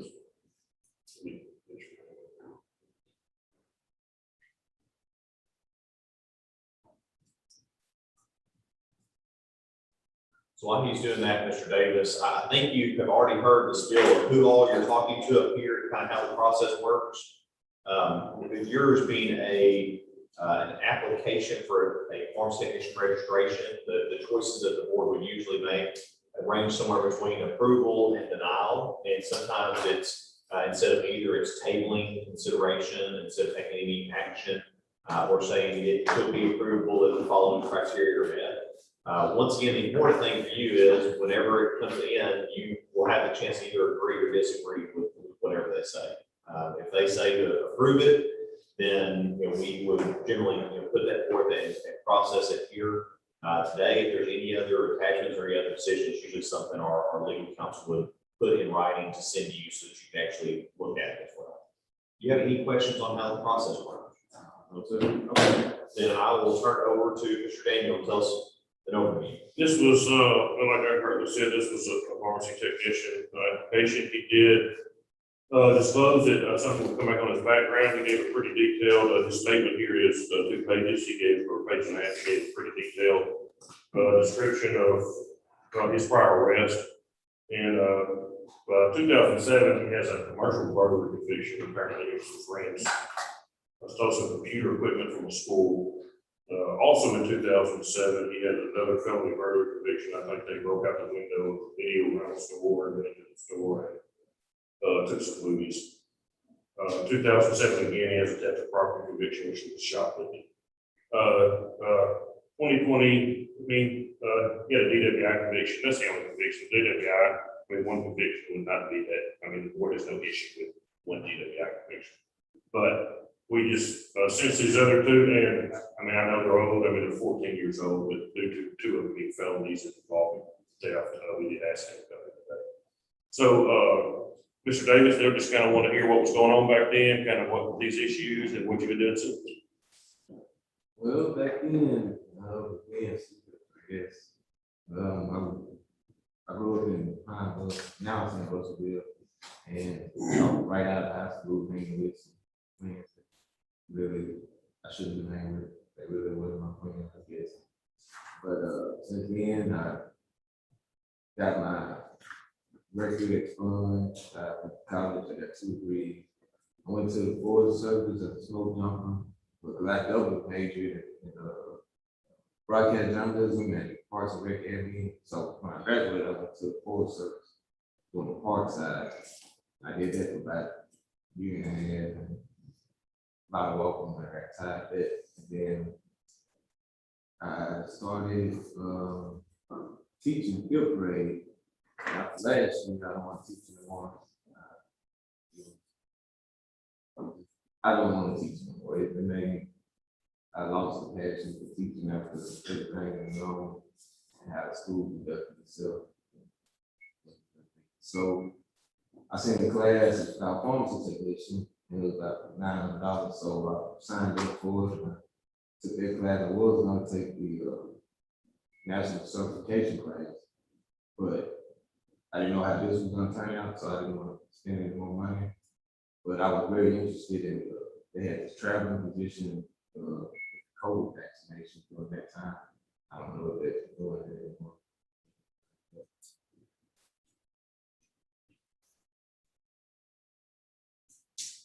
So, okay, so you want to just change careers basically? Basically, and I want to go back for my master's. One of my degrees would be journalism, but I want to work, work now while doing it. So you changed your ways.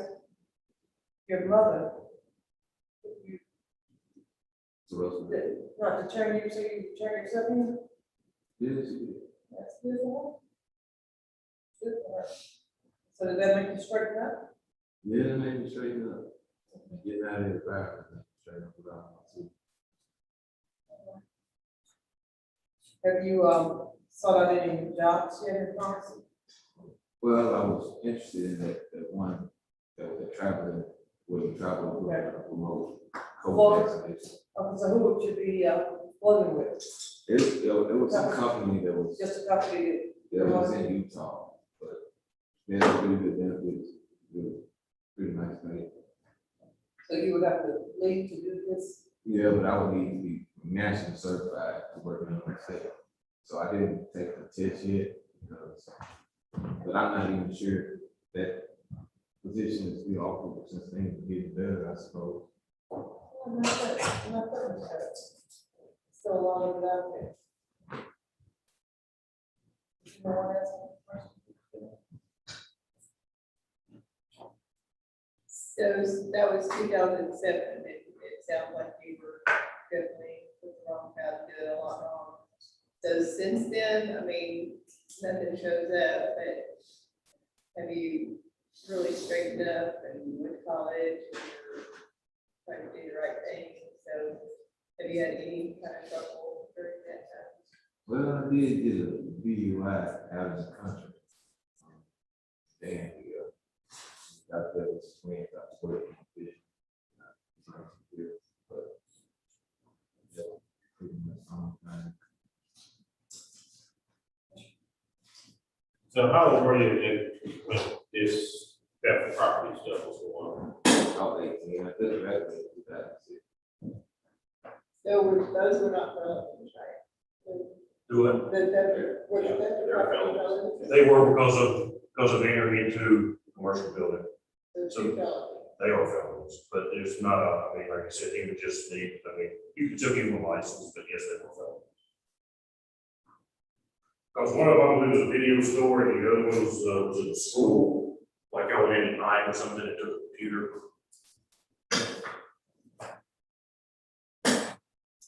What was the shop that we took? Walmart. I was with a friend that went to deli, got some food, walked around and ate it. Then the lady stopped both of us. I mean, I didn't fight it, but they took us there and I just made it guilty. So you have two felonies and a theft of property conviction? Well, they both, well, I don't know about the Walmart, that probably is on the record, but everything else was, He has evidence going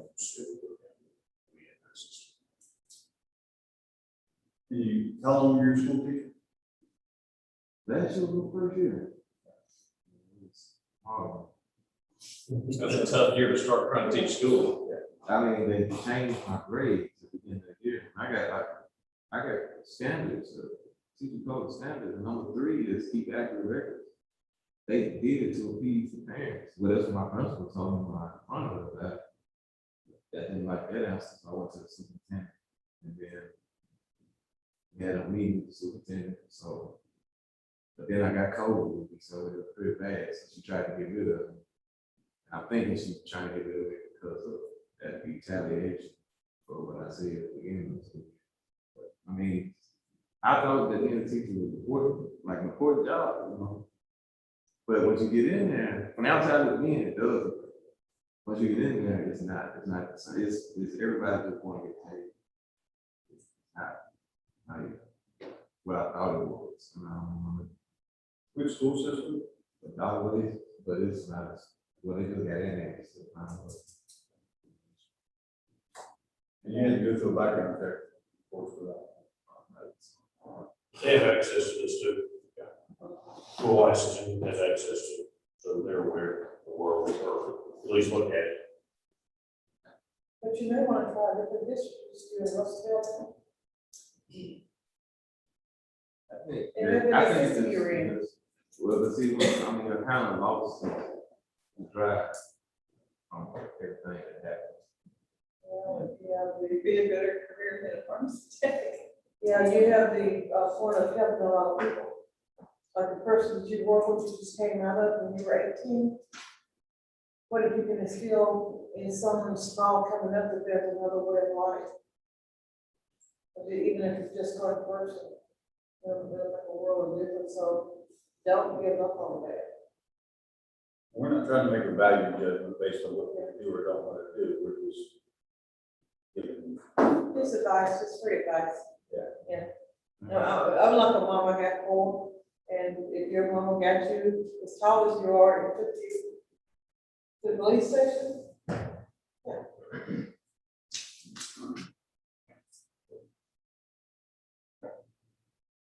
Think we Yeah, I mean, I won't be shy at it, but, you know, not convicted, you know, the felony following, you know, I don't know if,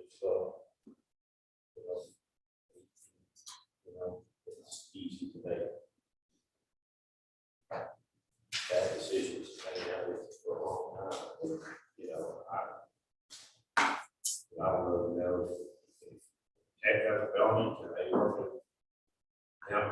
C2s and that kind of thing? Yeah, the only thing that disqualifies it completely is a drug felony. So yes, this does not disqualify him. As long as you give him a license, it doesn't disqualify him with any other technician. It's a disqualifying offense with the board, but not DEA specifically. But you would have to have a waiver from the board in order to get his permit. Which when you say we grant the license, you're giving a waiver. I mean, it's not like a written waiver that it takes with it.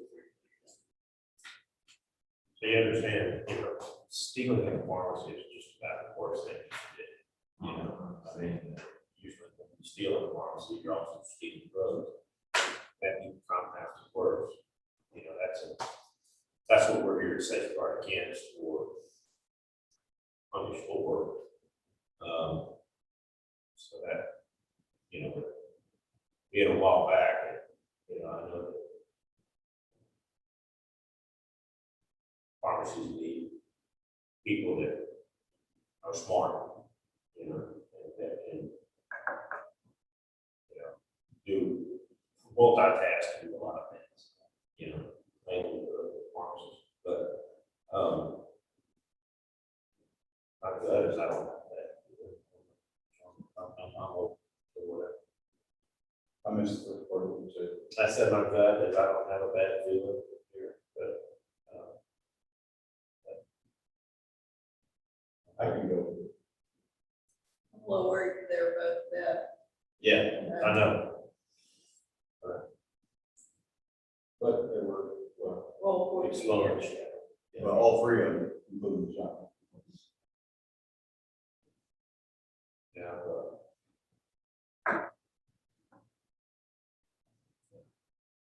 But that's better. then can you tell us anything? Well, that was high school first baby mama, and that was right then around the same time too. I don't know, I was mad that she was getting her nails done and I didn't know what the baby was. Now that I realize that it's a mother's child, now I realize that. I mean, I'm not laughing at you, I'm laughing with you. I believe you.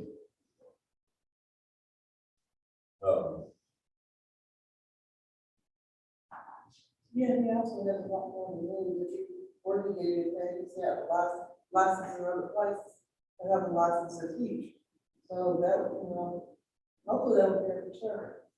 And hopefully you won't make it embarrassing, you have positive thoughts from now on. So you have a child that's looking at you to be in a positive light also?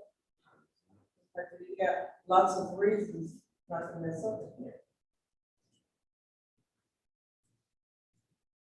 Because it'd be even worse to get it and then, something screw up and take it away and then all that goes up in that period of time, taken away, it makes it worse. I don't. You're saying you didn't like your parks job because it had a lot of walking? Well, it got old, but that's it. We wasn't fighting the fire, we doing everything. Yeah. Cutting grass, cutting down trees. You know, pharmacy techs have about 30 feet that they just walk back and forth like all day long. Okay.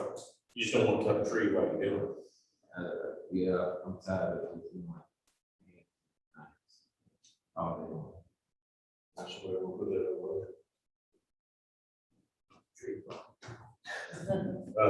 Yeah, I mean, I do need a tree cutter. Yeah, I mean, I make a motion that we go out and check. Also, anyway. Yes, sir. I think it's about the discussion. You're making progress. I don't see you in here.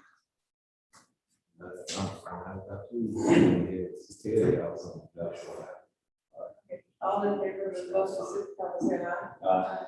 Any nays? The motion passes. If you just want to have a seat outside, we'll get it. I'll take a few minutes, you can leave it. Go up to it. I'm just gonna bring everybody else to go through this field once and make them speed it up. Their scholars waiting for it, whatever.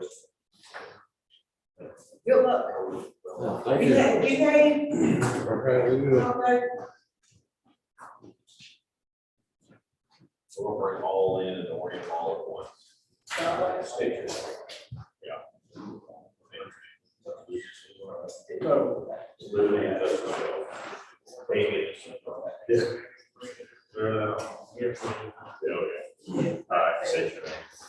Yeah, I'll say state your name. You just sit in there, Ms. Turner, or the who is this as well? If you sit in front of that first computer right there, everybody else can just have a seat back here. Oh, I'm sorry, that one in the middle, Ms. Turner, I'm sorry, I said first. Yeah, I got something pretty much. Dr. Curley, and he is the executive director of the board, he's about to go over kind of the process today, so he only have to, so.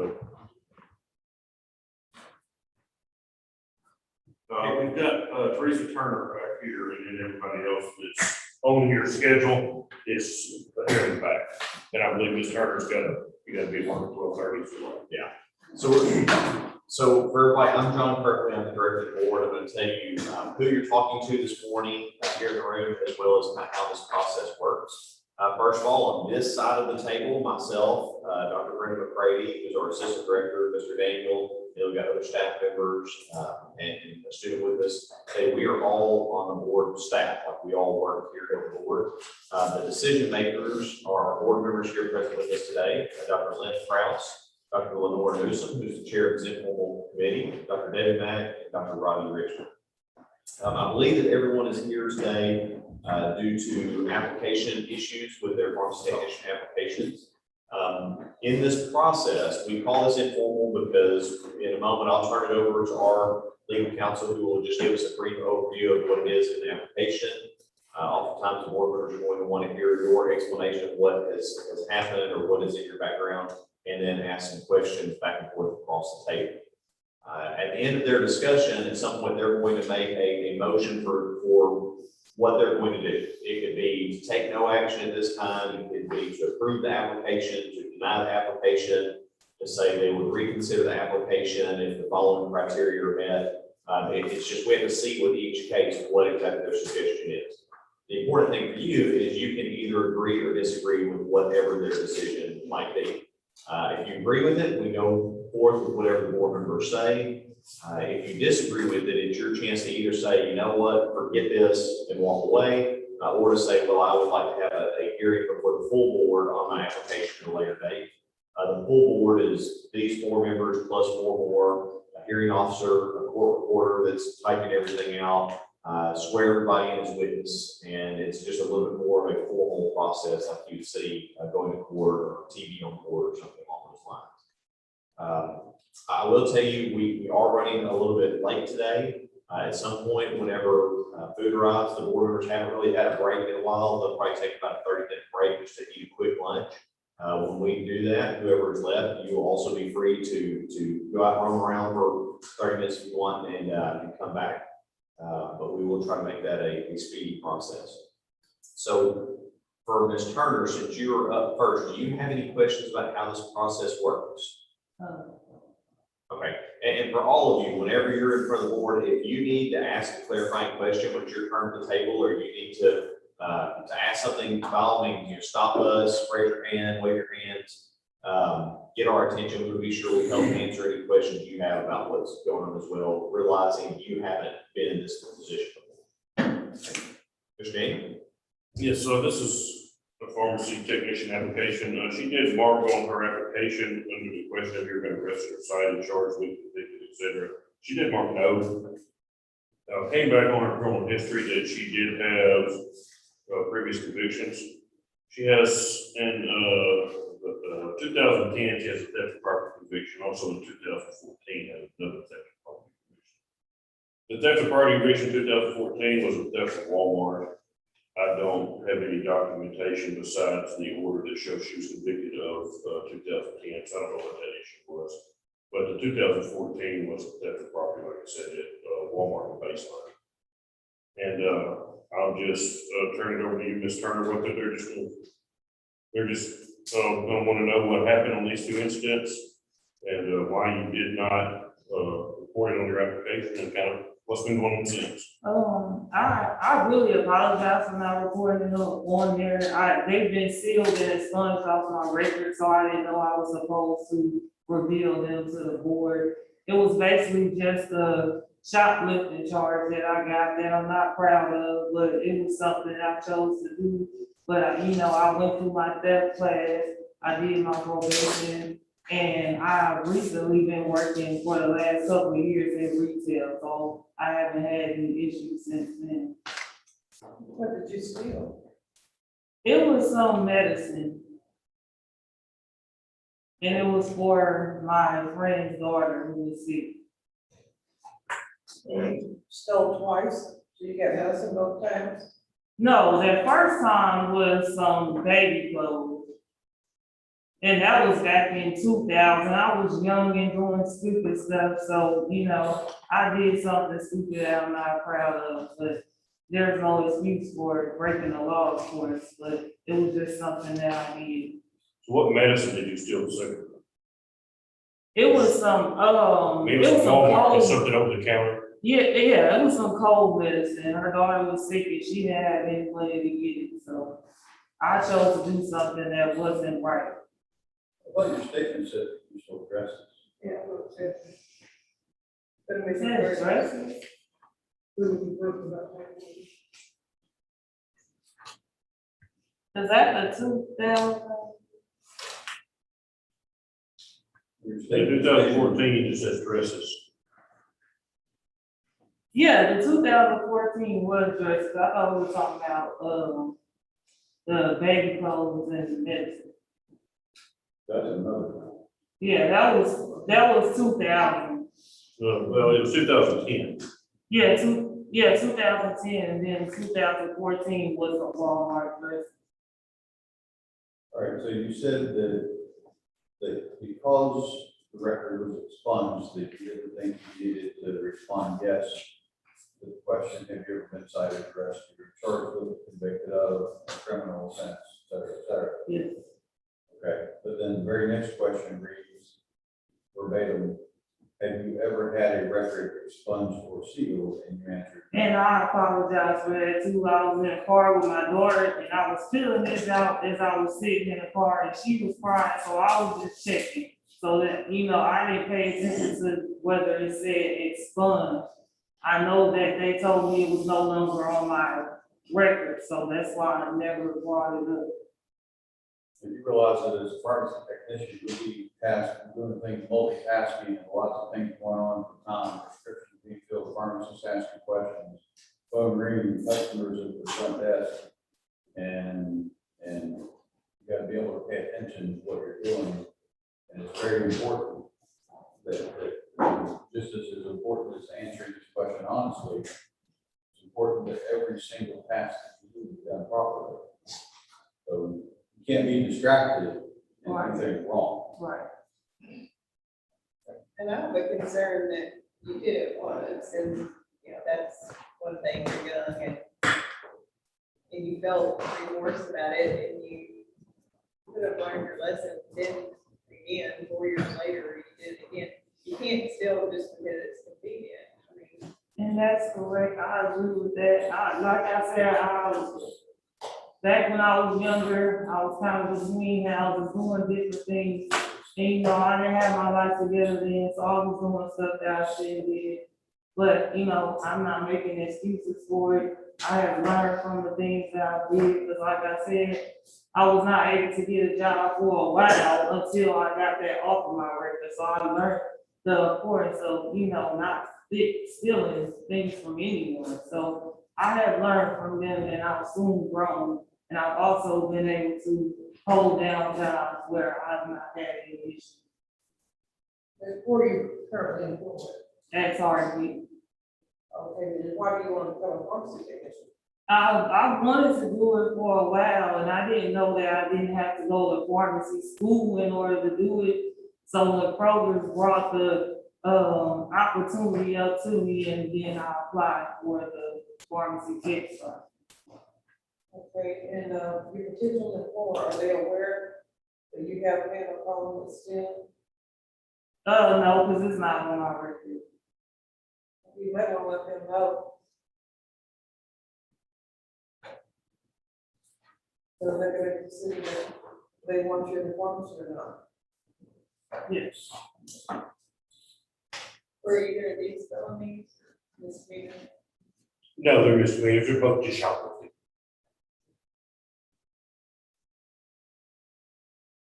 Anything under $1,000 is a misdemeanor or also.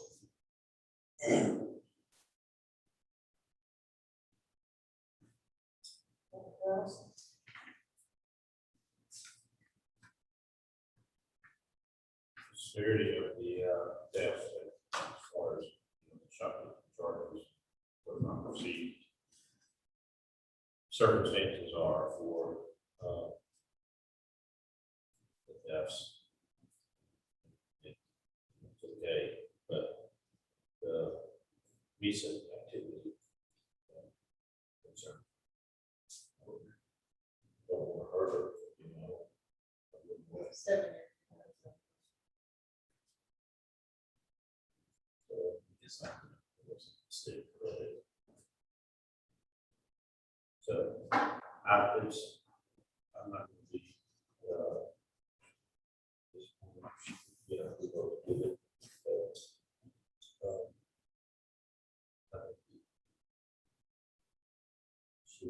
These to current or potential avoid the other one. Just because when you get in a pharmacy, you can't ask it. You just can't. It's like being in a bank vault, you just can't. Yeah, I understand.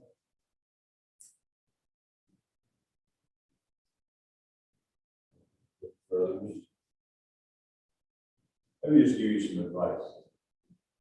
Looking back, these two things, they go back far enough ago, they have repeated that I'm okay with that. Things happen. I can't begin to understand why you did it. Don't do it again. I would also also tell you that the thing that's more concerning me is that recent is that you answered dishonestly on the application.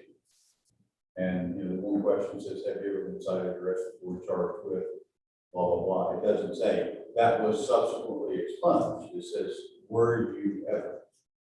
So the answer to that is yes. And I apologize for that. I really didn't understand that, you know, since they were taking off my record, and you know, when you apply for a job, we don't have to put it on there because it was expunged. So I didn't know it was different with pharmacy.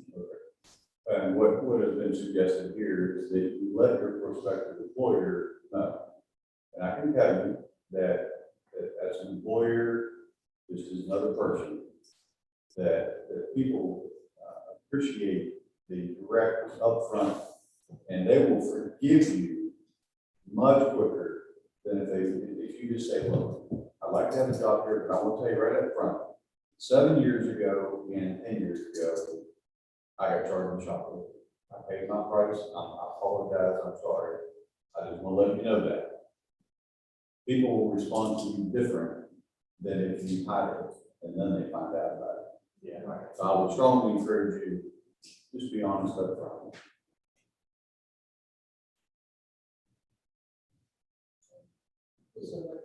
I have no problem. I don't know. That we, not really. Okay, and a second? Okay.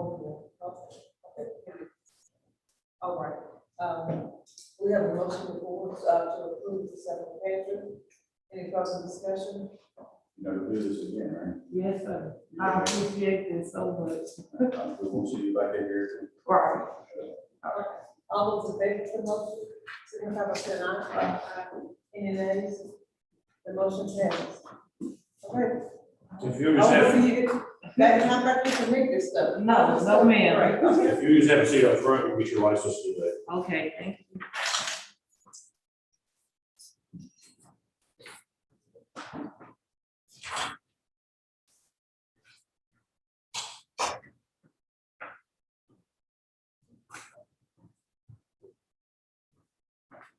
You got it. Mr. Wayne, we're seeing people in the order that they got here, so if you just have a seat. Yes, sir.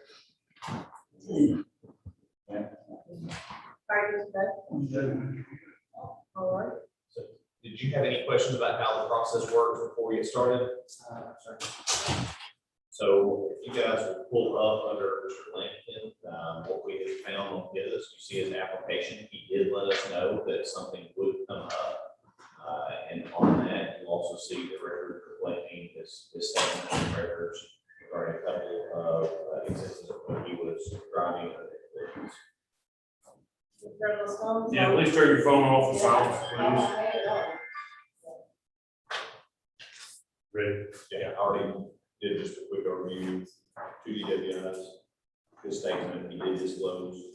Yeah, really don't have much else. He does have those, like I said, a DW application 2016, a DW application 2017, and kind of previously in the past, if the board's kind of told us if there's 2 alcohol incidents, you know, within a short amount of time, you know, you don't want him to appear.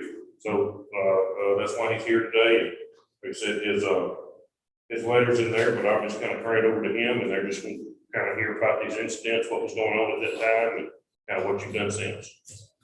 And just try to speak up, because it is being recorded. Thank you. Okay, you want to tell us about what happened when you get to DWIs? Yes, ma'am. The first one, I believe I was underage. I was fresh out of high school. I was at a party I shouldn't have been at. Should have been there, I drank, wanted to leave, and I made the wrong decision by drinking and driving, and I was caught. In trouble for that. Second time, was on my birthday, on myself. I've been drinking, a friend of mine wanted to meet up.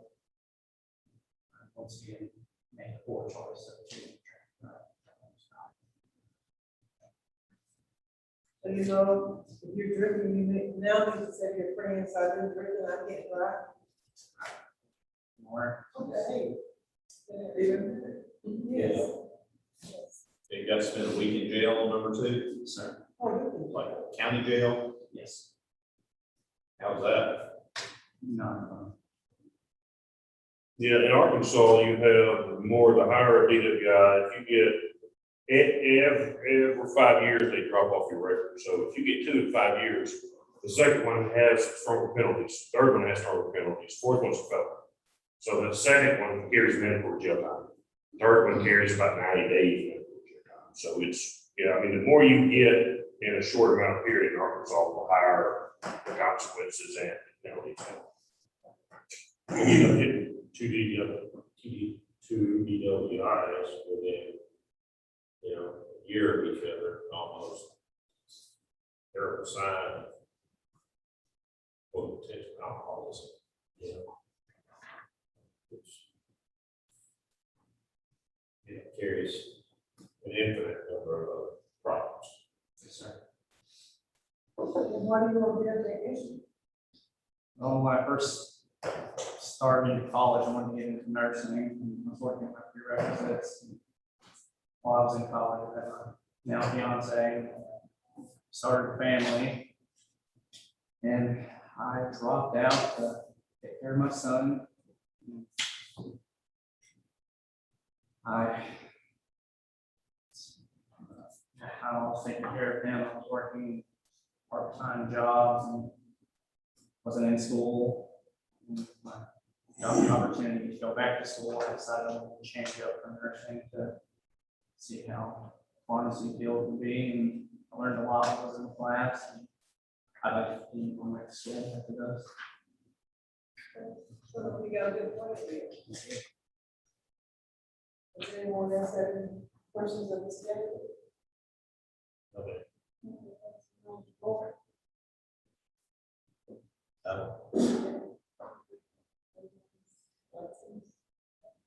Those motions? Sure, we'll make a motion that, we'll allow.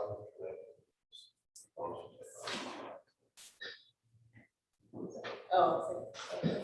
A motion to set on the floor, any other discussion? All those in favor, signify by saying aye. Any nays? The motion passes. Hope you do well. You just have a seat outside, we'll get it to you in a few minutes. Mr. Dillon? You just have a seat where he was, please.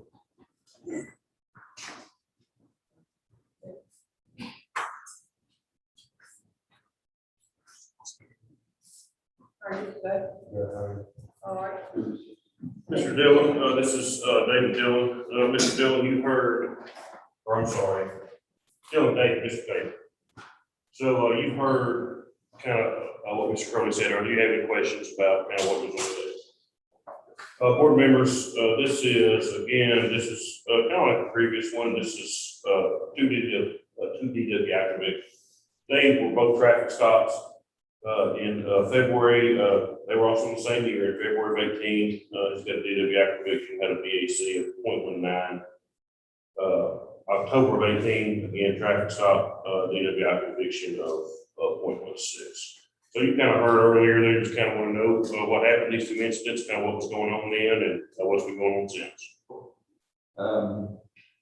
In 2017, I had lost my uncle that I had been caring for. We had kidney failure, and it was the first death that I had ever experienced. And so that threw me through the biggest tailspin I've ever felt in my life. It was very dark for me, not having him there. He was the father figure I didn't have. But since then, I've learned to come to grips with it and know that I can't move forward even when someone's not with it.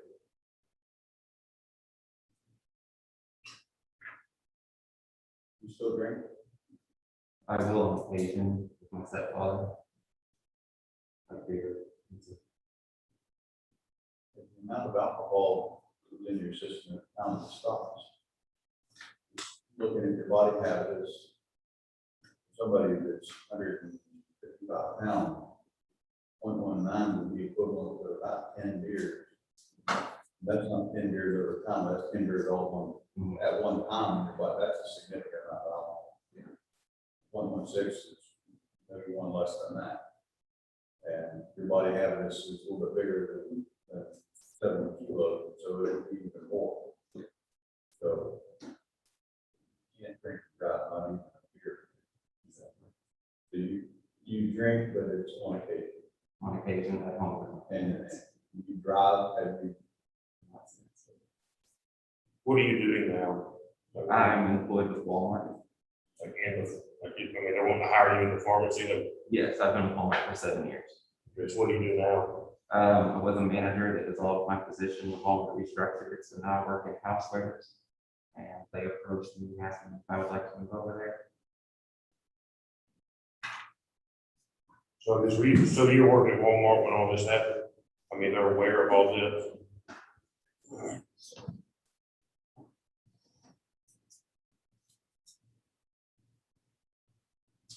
So it's very concerning that from February to October, you didn't learn that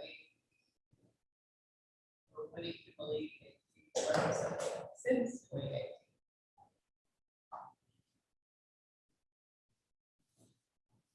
And I look here, it's expensive to get top from CWIs also. What is it? It's expensive, Oh, it's very expensive. so, It put me in a very bad financial place and I moved back home. oh, you did? You gotta give up something. I did. And you spend a week in jail. Now I had 20 days of house arrest. And if you get an attorney, you can pretty much double whatever you see on there for fines and costs. I mean, DWI is very, very expensive.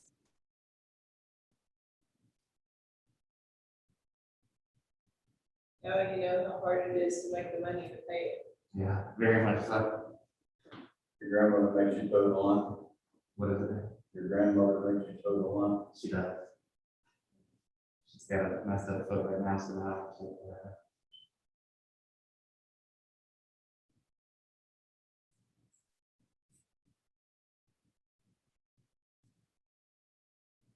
So have you learned your lessons? Yes, ma'am, I'm upset. Yeah. Okay. It's not the way of life I want to live anymore. Okay. I don't know. I'm a, they fill in there. We have a motion to set on the floor. Any further discussion? You know, do this again, right? But obviously, you're not here again, nothing. Like, I'm not. Okay, all in favor of the motion, signify by saying aye. Aye. Any nays? The motion passes. I just want to have a seat up front, and we'll get it to you in a few minutes.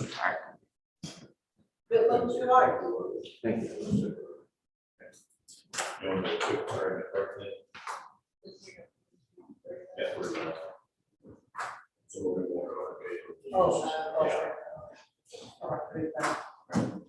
So guys, we're gonna take a quick 30-minute break. If you want to leave our office to find some refreshments, there are a couple of vending machines downstairs. There's also a couple of like deli restaurants just right here. You go out our front door, you came in, either right or left, either one, there's a restaurant or a Subway, like right here to the right. So, And it's straight up 12 o'clock, so we'll be back a little, we're gonna be back a little before 12:30, and Miss Miles, you'll be the first one up. all right, thank you.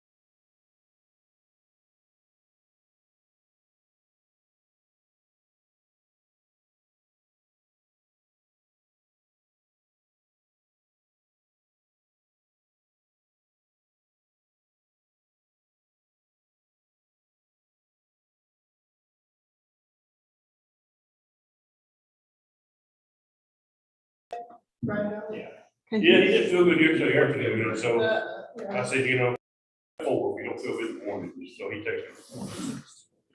Feeling much better. Syphilis is terrible.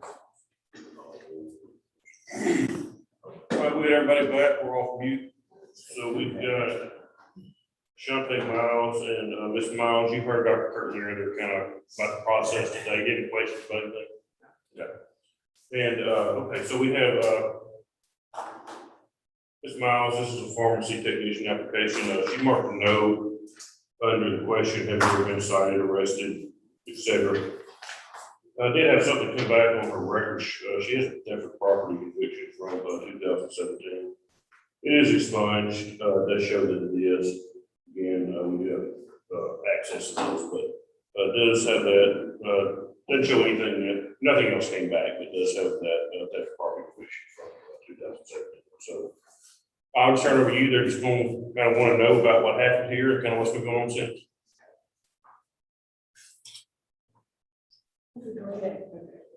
The theft property charge in 2017, was at a Walmart in Philadelphia. I was with a friend, two friends, and I was paying for the items that were stolen. My roommate at the time was placing stickers for other items onto the items we met into the cart to make it was cheaper, and I was unaware when I paid for them at the store. I offered to pay for them when I found out that she had changed the stickers, but the guy already called the cops.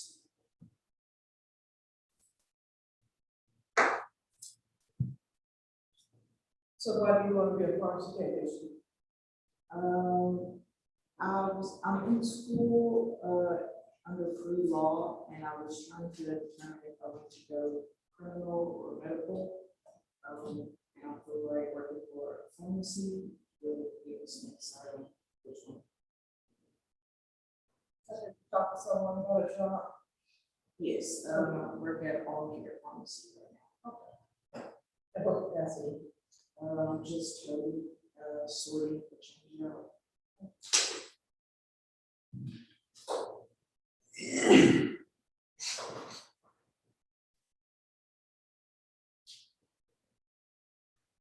Does anyone else have any questions on this one?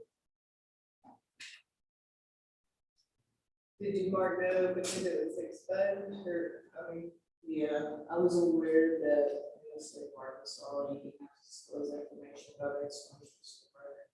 So I think it's good.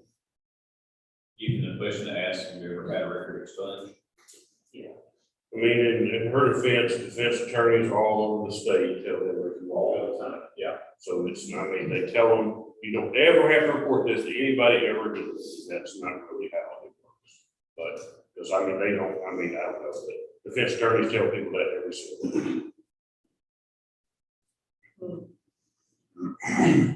That's a right. Well, I mean, it doesn't make it, I mean, they think it just like goes off into no man's land and they'll be sending her from again, and that's really how it works. I mean, granted, I mean, if, you know, Kroger runs her background check or whoever, it's not gonna pop up. But if somebody with the government does, then I mean, it's always there. It's easier just to say yes. And then if somebody finds it later, I mean, and then, I mean, they know about it, but I mean, if you ever apply for like a hospital, any, you know, daycare, any of that, I mean, they're gonna see it. It just goes for everybody in the room. I mean, it's always there. I mean, private companies are not gonna see it, but if you, any licensing board will, and any government agency will see it. Do we have any sort of instruction, this is not related to this way, but, is there any instructional information we have to give out when we give out this application?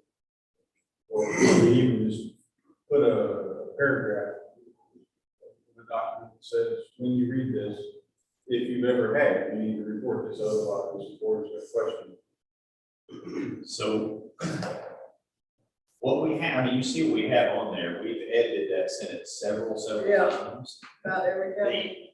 I think that part of the conflict is, and to Mr. Daniel's point earlier even, you know, we have the ability to see things that on the public domain are not not supposed to even exist anymore, but it's like law enforcement's gonna see it if they pull you over their investigation. FBI is never gonna use it. So we've worded a whole bunch of times, and if they call us and ask, we can tell them, well, yes, we have the authority to look at those expunged issues. Because if they answer yes, it will probably want to talk to them. Yeah. Or if they answer no, then we're gonna ask them why they didn't tell the truth, and we're still gonna talk to them. Well, there's some stuff that gets expunged that you don't even have to talk to them about. I mean, if it's something happened when you're 14 years old and it's still expunged, I mean, you know, Yeah, I mean, if this had been 07 instead of 17, we probably would have thought. Yeah. I mean, it's the last 4 years, I mean, she did disclose it, but if it was, 10 foot, I mean, and there's nothing saying it's just issued it. I'll make the motion that we grant this permit. So, Have a motion and a second, any further discussion? All those in favor, signify by saying aye. Aye. Any nays? Motion passes. if you just want to have a seat outside, we'll get it to you in a few minutes. Okay. Now we have, Ms. Gail. She did pick quick.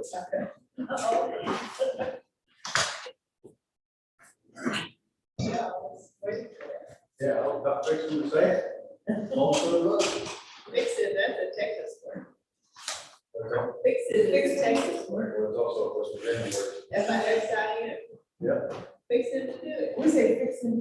Oh, you did fix it, everybody I mean, know? it's a southern, Yeah. Is it? Oh, it's fixing, southern thing. Yeah. AND. Right. thing. not to be confused with saying. That's right. Yeah, I mean, it can be used two ways, I'm fixing a pie or I'm fixing to go to the store. Yeah, they sound just. Now, in North Carolina, if somebody needs to drive to the grocery store, who would you carry? Yeah, yeah. You carry me. I heard that too. Yeah. Carry you. Okay, we have, Tanaya. Yes. Tanaya Gale.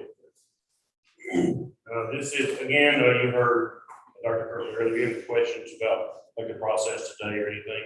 No. And this is a pharmacy technician application. She did mark yes on her application that she did have some stuff to come back. She also sent in a statement that's a couple pages where she talks about some arrests she had. So I'm looking at the summary sheet on the first page of documentation that you have. She was arrested in 2015. She did not disclose this arrest. She was arrested for felony breaking or entering and a felony criminal initiative. She broke out the alleged allegations. She broke out the windows of her boyfriend's car, entered the vehicle and destroyed some more property on the inside. This was also witnessed by another person that was there. That case was not processed, dismissed due to the victim refusing to cooperate. In 2016, she was arrested for felony aggravated assault. She ended up pleading to a misdemeanor assault there. It's actually the same victim in both those cases. 2011, she was arrested for criminal mischief, which is a misdemeanor. 2014, she has arrested for misdemeanor assault. 2016, she has several arrests for failure to appear in court. Those were all based on some of those previous misdemeanors. So, like I said, going back from 2015, for a couple of, well, actually going back from 2011, for several years, there's several arrests there. That one for those two felony arrests, for one breaking into the vehicle and the other one for that aggravated assault. So I will, Ms. Gill, I'll turn it over to you. They're just kind of going to want to hear what's going on in these instances and what's been going on since with you. Okay, which is. Well, I guess you start like that 2015, that car incident with the car and boyfriend. What happened? It was, okay, at the time, it was me and my child started with my husband now. I was young, we were going through being young, I want to put it, women getting into it, about relationship problems, which still is no excuse how I reacted to the situation. I did it. I'm sorry. I really feel bad for how I had got my record. I pay for it daily. Well, actually now it's expunged and sealed, but it hindered me a lot. I have a body license, I have one team license, I have, well, they're expired now. It was the state of Tennessee in the state of Memphis. I got the Memphis, I went to Concord for a year or whatever. And even with having phlebotomy and pharmacy tech, I wasn't able to get jobs. I would pass the interviews. They would see me, they would say I interviewed good, and they were my background, I always hindered me. Like literally, I was hindered for like a good 5, like from the moment I got my license. I was young, I regret doing those things. I'm no longer the same person I was. Like I said, the vehicle incident was my child's father at the time, which is now my husband. I had 2 sons. I haven't been in trouble in over 5 years. I've been in good moral character. I was young and dumb. I made several horrible mistakes. And if I can go back and change it, I would. I really paid for it, with the different arrests, just, well, I didn't have to have being rough, like, just going down the wrong path. I mean, there's no excuse for what I did, how I reacted. It's just no excuse. I did it, I admit to it, I take full responsibility, and I'm no longer the same person. Is he involved in all of these, or is it all with the same, like? Yes, it was like, it was the same. Everything, it's It was all. the same issue, with my now husband, which is, Y'all haven't had issues? no. That's why I said, like, I've been with him since I was 18, so we've been like 11 years. We went through like a phase where it was like I was like this, everybody was just like going through, well, as far as with me and him, and me reacting to situations off of anger, heartbreak, just going through the motions of dead, which still is no excuse because I'm responsible for the action that I chose to do towards the action to the situation. Like I said, I really regret doing those things, always sitting up. And I'm just trying to get on continue to stay on the right track, because I'm on the right track. I haven't, like I said, I have not been into none of it, here recently. How did all person do all this stuff? You got the windows that you don't? You must have been angry. I was, it had to do with, another female, it was rough. And the usual stuff. Yes, I've been through a lot, But does he behave now? yes. Okay. So, Yes, yes, he does. I did a lot, like, I didn't really know, like, how it was. When I read it, I was like shocked, because I didn't know I was gonna pull up. Like I said, everybody can have the same answer with this smudge and seal. You think it's not gonna show up. But it does. Because these munchies, all I can do is like teach my son like not make the same mistakes.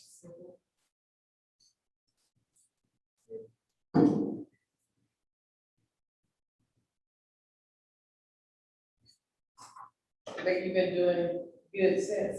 Yes. So you see you were a technician in Tennessee for how long? Sorry, I mean, Clinics like that.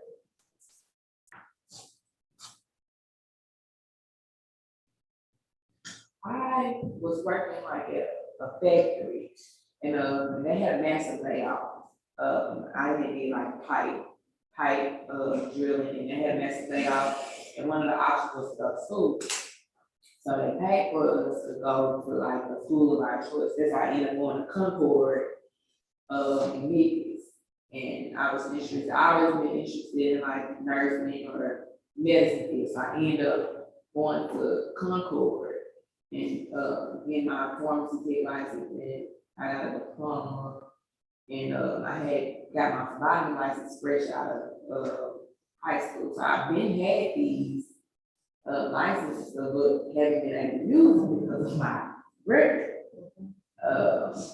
So I'm definitely trying to get back into, the field, get out the factory, because I was forced to work several factory jobs, that I did not want to work because I could not pass a background check. No matter where I applied, no matter how I did well, I couldn't pass.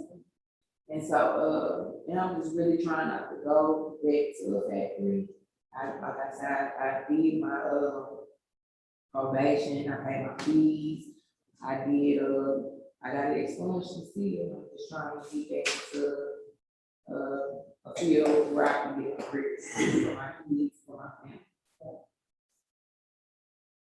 Did I hear that you had a Tennessee license? Yes, they expired in August of 20. Well, see, I pulled Tennessee. And I also have a diploma. See, Tennessee, I think at the time I had pending charges, but it's still good. It's still good, but Arkansas does it more deeper. So I wasn't able to get, and I also had got a job offer, but I ended up not getting, like I was going to be progress, but I ended up not getting, the position because I couldn't obtain the license. But yes, I didn't get my license expired, and now I'm trying to obtain an Arkansas license for Arkansas employees. Just, can you, criminal mischief? Causing damage to somebody else's Yes. property. Gotcha. Was it under Gale or Eccles? Eccles. Oh, it was under Eccles there. I wasn't married then. Everything when I was, my record, everything's on Eccles. No, I mean, what was it in Tennessee, your license? It was Eccles.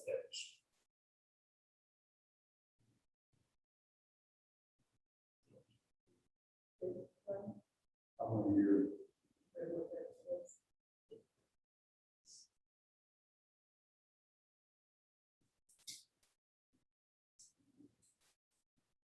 How old are your boys? They are 8 and 1. And a little older.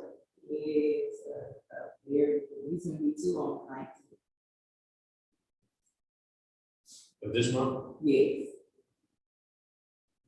I got 15. 15.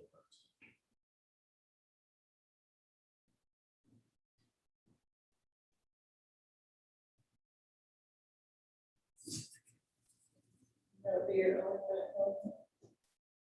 oh, just go there, right? Somebody want Yeah, shows a technician license from August 19th of 16, and it expired at 2018. No license.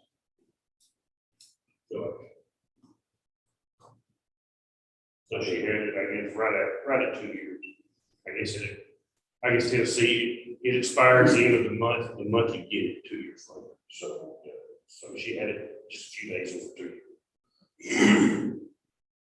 I'm gonna take it you won the fight. You said what? I said, I'm gonna take it you won this fight. Yes. Okay. The- You're gonna go through all this, at least win the fight. I know, right? Oh. I'll make a motion to grant this young lady.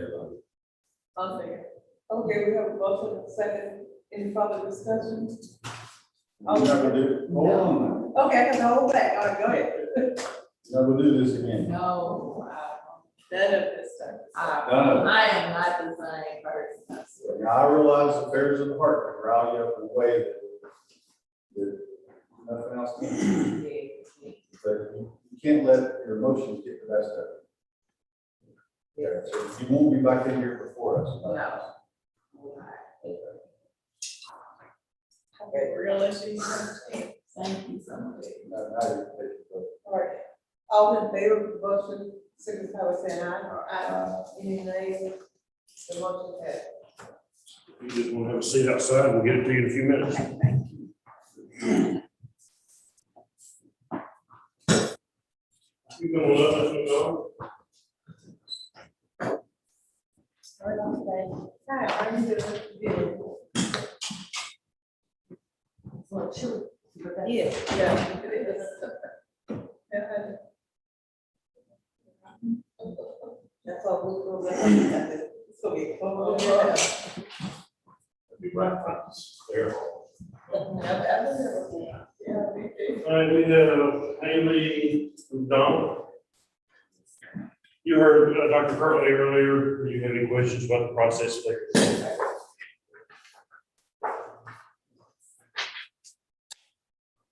Board members, this is a application. She did not disclose she had any arrests on her application. It came back in November, just this past November, let me see. Yeah, November 2020, she was arrested for fleeing, obstruction of governmental operations, and refusal to submit to arrest. Case is actually still pending. The police officers were called to a disturbance. I'm not exactly sure what was going on in the house anyway. Police got called. It was at a school. Okay.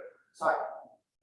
Police got called, there was a disturbance, she matched the description of who they were called in, and said this is one of the parties involved. This is from the police report. The police tried to make contact with her, she continued to walk off, they tried to get her to stop, get her name, see what was going on. She refused to comply with any of their commands. They tried to stop her, she took off running, they later took her to custody. So that's from the police report. Her statement is attached also. And it says that, you can see her statement in here. It says that she was then attacked by 2 police officers who protected her police department. So that's what her statement, the police report, of course, says something quite different. They were just trying to figure out what was going on. And she matched the description, so they tried to stop, so they tried to talk to her. So I'll turn it over to you, and you can kind of tell the board members what was going on here and what's been going on since, and why you want to be a pharmacy technician and all that. Well, I'll start off with why I want to be a pharmacy technician. My teacher that I had in high school, she was a registered nurse. Her name was Miss Rogers. She's my favorite teacher. She always made it so much fun. She was like, I loved to learn her class. It was a CNA class, but my nana passed away, so I didn't really want to, get into the CNA stuff. Anyway, sorry, I get emotional about her.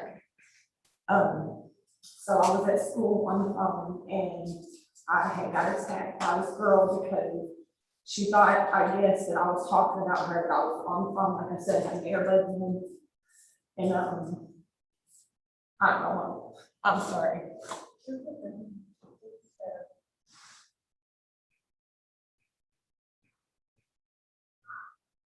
So, after she attacked me and my cousin, because my cousin stepped in the way of us, and she hit both of us in our face. After that, I was like, I didn't have a ride at the time, so I was like, I'm going home. I don't want to be involved in this. Like, you just attacked me, I'm going home. So I clocked out and I started walking home, and I guess the school called the cops, and I still had my headphones in. I was on the phone, and I was upset and crying. I was like in shock, really, because she attacked me and my cousin, and then a whole scene went down in the school. We got pulled apart, and all this happened. So I decided I wanted to go home. I was upset and crying, and then all I see is there's a cop in front of me. So I crossed the road. I didn't want to keep walking towards that way. I crossed the road, and he keeps, like, he follows me or whatever, and I can't hear him. So when he gets out of his car, he's, I guess, telling me to stop, like it says no report. But I was upset on the phone crying, and I guess I didn't hear him because I didn't. And then all of a sudden I was attacked by him. He ran up behind me, and I don't know this man, even if he is an officer, like he just ran up behind me and grabbed me. And, like, I never had a conversation with this man. Instead of him going straight to the school to figure out what happened, because they have all my information and everything. So it's like, instead of him figuring out what happened, he came straight to me and attacked me, and he's twice my size. So after that, then I feel 2 men on top of me. Like, there's another officer, he came up, and they're both on me, attacking me. Like, had 2 sprained wrists after I got out of the jail. I had to go to the hospital. My wrists were sprained. I had a brain bleed after being attacked by 3 people that day. I was just traumatized, and I probably should have stopped and talked to him, but like I said, I was upset. It's like I was trying to go home. Really, that's all I know to tell, because that's all that happened. So you're saying you never heard him ask you? I never heard him say anything to me. I heard yelling at me, and I'm talking on the phone, upset and crying, and I've just been attacked. So I just trying to talk on the phone and get a ride home, and I was just tackled. Okay, so when it says in here that McDonald advised me that she would not be stopping and continue to walk away. What I told him is I couldn't hear him, and I was on the phone trying to get a ride home, and I don't know what's going on with what he's got going. I told him that I didn't know anything about what he had going on, that I was trying to get home. So instead of just stopping and talk to him, you told him that you weren't gonna stop and just continue to walk away from him?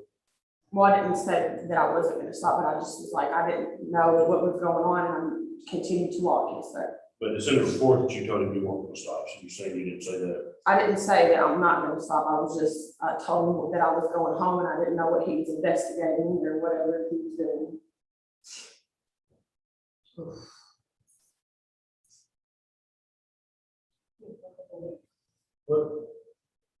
I mean, was it the fight that started all this? Why The did girl they at show up? school, that she attacked me, on her lunch break, actually.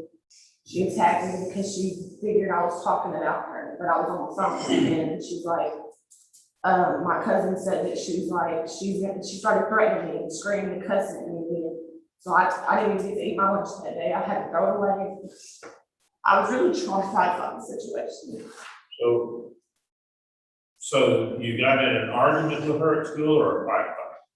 She started attacking me, like yelling at me because I'm on the phone talking.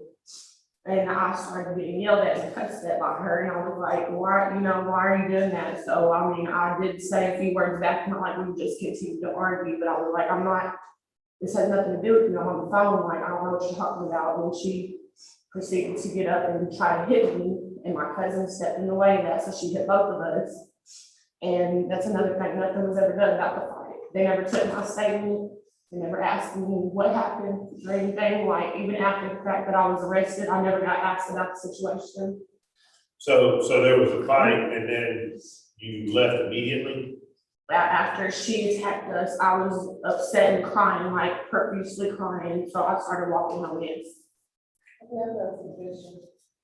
Do you have a court date? It's in August, yes, ma'am. Why don't we let this go to legal? Come on, Floyd, see what happens. See what happens, Come on. and then come back to us. Just table it in the meantime. I didn't even get so much. There's too much going on. It shows August 4th, unresolved, for a date. We can set this for the next informal, That sounds good. which means they're not gonna make a decision on your application today. They want to see how the criminal charges I are understand, yes. resolved. And I will send you a letter for the next informal date, which will be after your court date, and then you Yes, can come sir. back in, okay? Yeah, I'm sorry for getting No, emotional. no, you're fine. I'll put all this in a letter and, get it mailed to you, okay? Thank you. Thank you, good luck. Thank you. That's all I have. All I got. So, You were looking for dates in November. I checked in the, interview meeting that I have, it's gonna be at Informal. So, tell me what. Informal, meeting virtual. Okay, okay. Yeah, so, So do you know what day? it's gonna be the 9th of that morning. It's gonna be the 9th, okay? So, do we need to do a full day or can we come in at Zoom or something like that? One don't, I see what you can work out. Then we can get a couple of dates and see. yeah, why don't, I mean, we could, so if it's gonna be the 9th, we could either do the 9th and 10th or the 17th and 18th. I'm not sure exactly when they've set those. And I know yeah, let's just see, yeah, how about, let's let John check those other task force dates, Okay. and then I'll send everybody an email and we'll just kind of go from there. Okay. Will that work? All right. That's all I have for today, unless John or Brenda has something else for it, if any board members have anything to bring up. I know we've already got those dates in August, so we'll see everybody back in a few weeks. Right now, they look like 2 full days, but, you know, like, I mean, a lot can happen in, and, right now, it looks like 2 full days. So, if there's anything else? I'm gonna go ahead and send the, naloxone co-prescribing info that you guys have looked at on like medical board, because we just have to have a policy. They actually have, I think, do some regulatory stuff with it, so that's why. And, I know, you know, we've been doing this, you know, kind of broadcasting everything, and, you know, we've got that computer. I know, Jennifer has had somebody, come out and look, by what it would cost to wire up the room with, you know, audio, video, camera. So we'll do a little, I mean, since everybody's gonna be here in August, we'll do a little, We'll figure out what the yeah, tips are. a little presentation and say this is what it costs to have this done, and see what the board thinks. I think that's it for us. Thanks for keeping that. You'll take care of that.